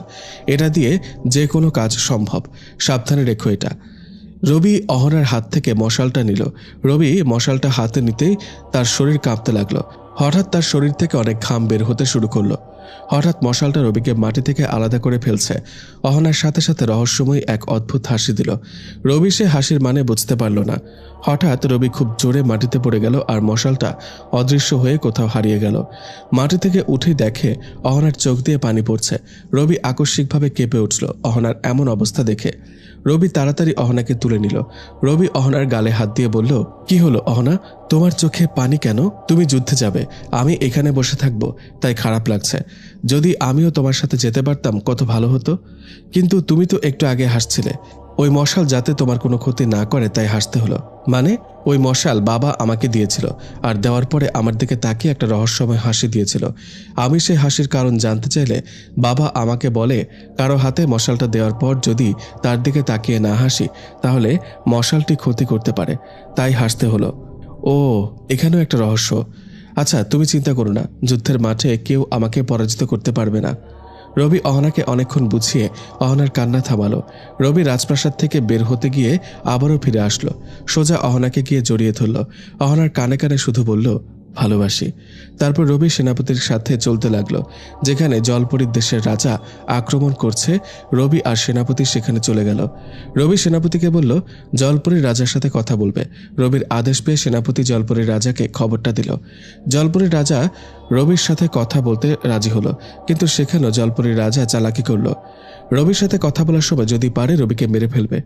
রবি আর জলপরীর রাজা একটা তাঁবুর নিচে বসলো। রবি চাচ্ছে যুদ্ধ না করে সমাধান করতে। কেন আপনি যুদ্ধ করতে মরিয়া হয়ে গেছেন? কারণ আমরা কোনো মানুষকে পরীর দেশের রাজা মানতে পারবো না। কেন পারবেন না? মানুষ কি শাসন করতে জানে না? জানে কি জানে না, কিন্তু আমরা মানতে পারবো না। তাহলে এখন কি করতে হবে? আপনাকে আপনার দেশে ফিরে যেতে হবে। আর যদি ফিরেও যায় তাহলে পরীর দেশ শাসন করবে কে, সেটা আমরা পরে দেখে নেব। আপনার সেসব নিয়ে ভাবতে হবে না। আমার রাজ্যের সবাই খুশি আমাকে রাজা হিসেবে পেয়ে। তাতে আপনার ক্ষতি হচ্ছে কেন আমি বুঝি না। কারণ আমরা পড়েছি, মানুষ পরীর দেশের রাজা হলে পুরো সবকটা পরী রাজ্য তার রাজত্বে চলে যাবে। রবি বলল, যদি আপনি আপনার সৈন্য নিয়ে এখান থেকে চলে না যান তাহলে বড় ক্ষতি হবে আপনার, এবং আপনার রাজ্য আগে আমার দখলে আসবে। হুমকি দিচ্ছেন? হুমকি আমি দিই না, সতর্ক দিলাম। আপনার সময় 1 মিনিট। এই সময়ের মধ্যে আপনি আপনার সব সৈন্য নিয়ে চলে যাবেন, আর না হলে বুঝতেই পারছেন কি হতে পারে। আমিও দেখি এক মানুষ হয়ে আরেক পরীর রাজ্যের রাজার সাথে কিভাবে গলা উঁচু করে কথা বলে। জলপরীর রাজা রেগে গিয়ে রবির দিকে তলোয়ার ধরল। রবি শান্ত হয়ে এখনো বসে আছে, শুধু 1 মিনিট সময়টা যাওয়ার অপেক্ষা করছে। হঠাৎ জলপরীর রাজা রবির কাঁধে আঘাত করতে যাবে, তখনই রবি সেখান থেকে সরে গেল। রবির কোমরে আঘাত করতে গেলে আবারও রবি সরে গেল। এভাবে পুরো 1 মিনিট সময় শেষ হয়ে গেল। জলপরীর রাজাকে চমকে দিয়ে রবি হাত থেকে একটা সাদা তলোয়ার বের করলো।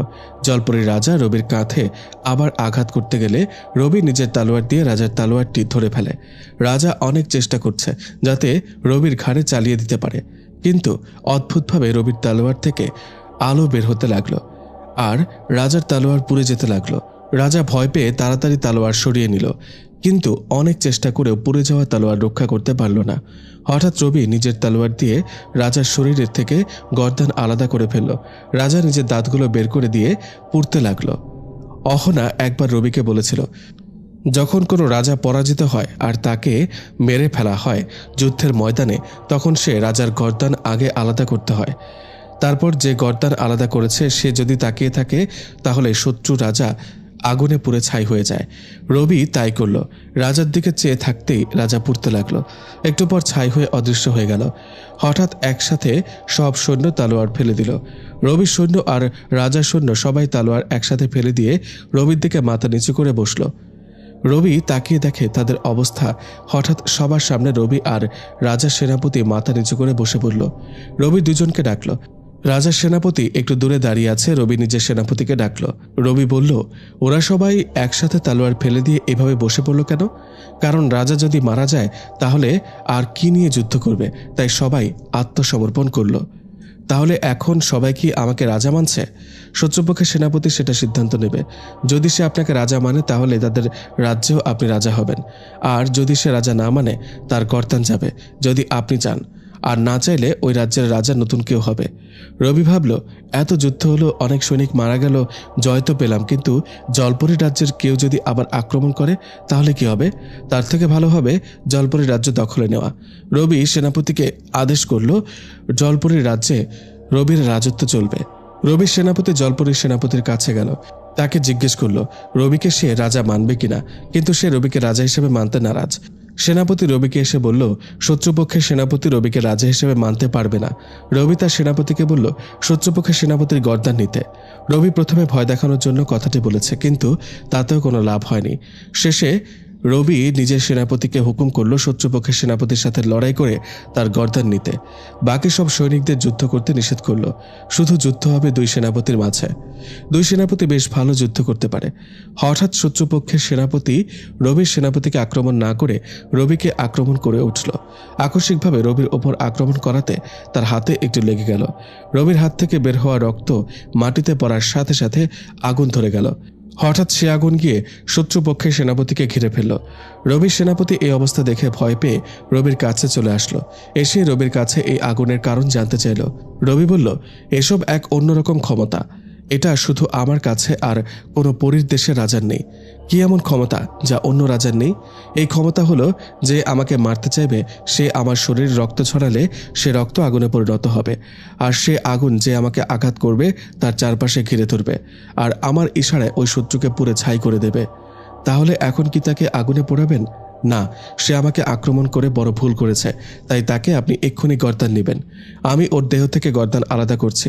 রবির সেনাপতি গিয়ে জলপরীর সেনাপতির সামনে দাঁড়াতেই জলপরীর তলোয়ার অদৃশ্য হয়ে গেল। আর কিছু সময় দেরি না করে রবির সেনাপতি জলপরীর সেনাপতির গর্দান নিয়ে নিল। রবি যুদ্ধের সব সৈনিককে বলল জলপরী রাজা হিসেবে রবিকে মানতে, আর কারো সমস্যা আছে নাকি? কিন্তু কেউ উত্তর দিল না।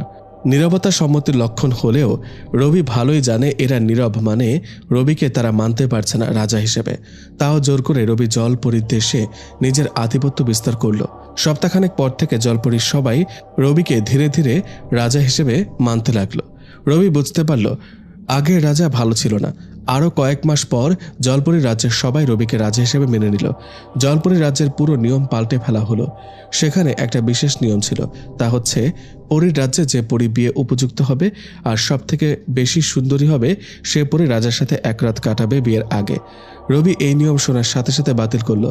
এভাবে আরও অনেক নিয়ম বাতিল করে, যার ফলে সবাই তাকে মন থেকে মেনে নিতে থাকে। দুই রাজ্য এক রাজার হাতে চলে যাওয়ায় পাশের রাজ্যের রাজাগুলো ভয় পেয়ে যায়। রবি এবার জলপরীদের যুদ্ধের কৌশলে শিখে নিল। দুই রাজ্যে এক হওয়ার পর আরও একটা রাজ্যের রাজা রবির উপর আক্রমণ করে। রবি সে রাজ্য নিজের করে নেয়। এভাবে অর্ধেকের মতো পরীর দেশগুলো রবির রাজত্বে চলে আসে। প্রতিটি যুদ্ধের শেষে তাদের রাজ্যের কৌশল রবি শিখে নেয়, যে কোনো সময় কাজে লাগতে পারে বলে। রাতে রবি অহনার পাশে বসে আছে। রবিরও এখন তেমন ঘুমাতে হয় না। বিভিন্ন রাজ্যের ক্ষমতা হাতে নিয়ে তাদের কৌশলগুলো শিখতে শিখতে রবিও তাদের মতো হয়ে গেছে অনেকটা। অহনার পাশে বসে বসে কিছু প্ল্যান করছিল। অবশ্যই অহনাও তা বুঝতে পারে রবির দিকে তাকিয়ে। অহনার প্রাণভ্রমর যেন রবির মধ্যে। রবি ভাবছে, হঠাৎ পৃথিবী থেকে ঘুরে আসার চিন্তা করলো। অহনাও রবিকে নিয়ে পৃথিবী থেকে একটু ঘুরে আসার চিন্তা করলো। হঠাৎ অহনা বলে উঠল, আচ্ছা, তোমার কি আপুর কথা খুব মনে পড়ছে? অনেক মনে পড়ছে, আর ভার্সিটির বন্ধুগুলোর কথাও মনে পড়ছে। দেখবে তাদের? হ্যাঁ, কিন্তু কিভাবে? সাথে সাথে একটা লাল কাপড়ে কি যেন পরে বাতাস দিল। হঠাৎ লাল কাপড়টা উড়ে গেল সেখান থেকে, আর সেখানে একটা আয়না দেখল রবি, যার মধ্যে একপাশে আপু কি করছে সব দেখা যাচ্ছে, অপরদিকে ভার্সিটি আর ভার্সিটিতে রাশেদ কি করছে, কার সাথে আছে, এমনকি তারা সবাই কি সব কথা বলছে সব শোনা যাচ্ছে। রবি অহনার কাছ থেকে এটা কিভাবে করলো তার কৌশল শিখতে চাইল। অহনা রবিকে শিখিয়ে দিল। পরের দিন রবি আর অহনা আপুর কাছে আসলো। যদিও রবি পরীর রাজ্যে দীর্ঘ সময় ছিল, কিন্তু পৃথিবীতে এই সময়টা মাত্র 1 মাসের। আপু আর রবির সাথে অনেক কথা হলো। হঠাৎ আপু বলল, আচ্ছা, আমি চাইলেই কি পরী হতে পারবো? তুমি কেন পরী হতে যাবে? তখনই রাশেদ কোথা থেকে যেন চলে এলো। আপুর মতো সেও একই কথা বলল। রবি বুঝতে বাকি নেই তারা রবিকে ছাড়া থাকতে পারছে না। শেষে রবি আপু আর রাশেদকে নিয়ে উড়াল দিল পরীর দেশে। দুজনকে সাথে রাখবে রবি। যদি আপু পরী হতে চায় তাহলে রবি আপুকে পরী বানিয়ে দেবে, আর মানুষ হয়ে থাকতে চাইলেও মানুষ রাখবে। রাশেদ, আপু, অহনা আর রবি একসাথে আছে মানে অনেক কিছু। একের পর এক রাজ্য রবি জয় করেই চলেছে। কোনো বাধা তার সামনে আসতে পারে না। সব বাধা যেন তার এটুকু ফুঁ দেওয়ার মতো। রবি হয়ে ওঠে আরও শক্তিশালী, আরও অনেক বেশি ভয়ানক। তার সামনে যে আসে তার পরাজয় ঘটবেই। রবির রাজ্য জয় হয়ে যাচ্ছে। রাতে ঘুমাতে গেলে অহনা হঠাৎ রবির ওপর উঠে বসে। রবি অবাক হয়ে গেল। এভাবে অহনা তার বুকে উঠে বসায়। কি ছোট বাচ্চাদের মতো করছো? আমার একটা জিনিস লাগবে রাজা মহাশয়। কি জিনিস বেগম সাহেবা? আমার একটা ছোট্ট রবি লাগবে। ছোট্ট রবি কই? রবি বুঝতে পারলো অহনা কি বুঝাতে চাচ্ছে। কি হলো, কিছু বলছো না যে? ছোট্ট রবি কেন লাগবে তোমার? কেন লাগবে মানে? তুমি জানো না কেন লাগে?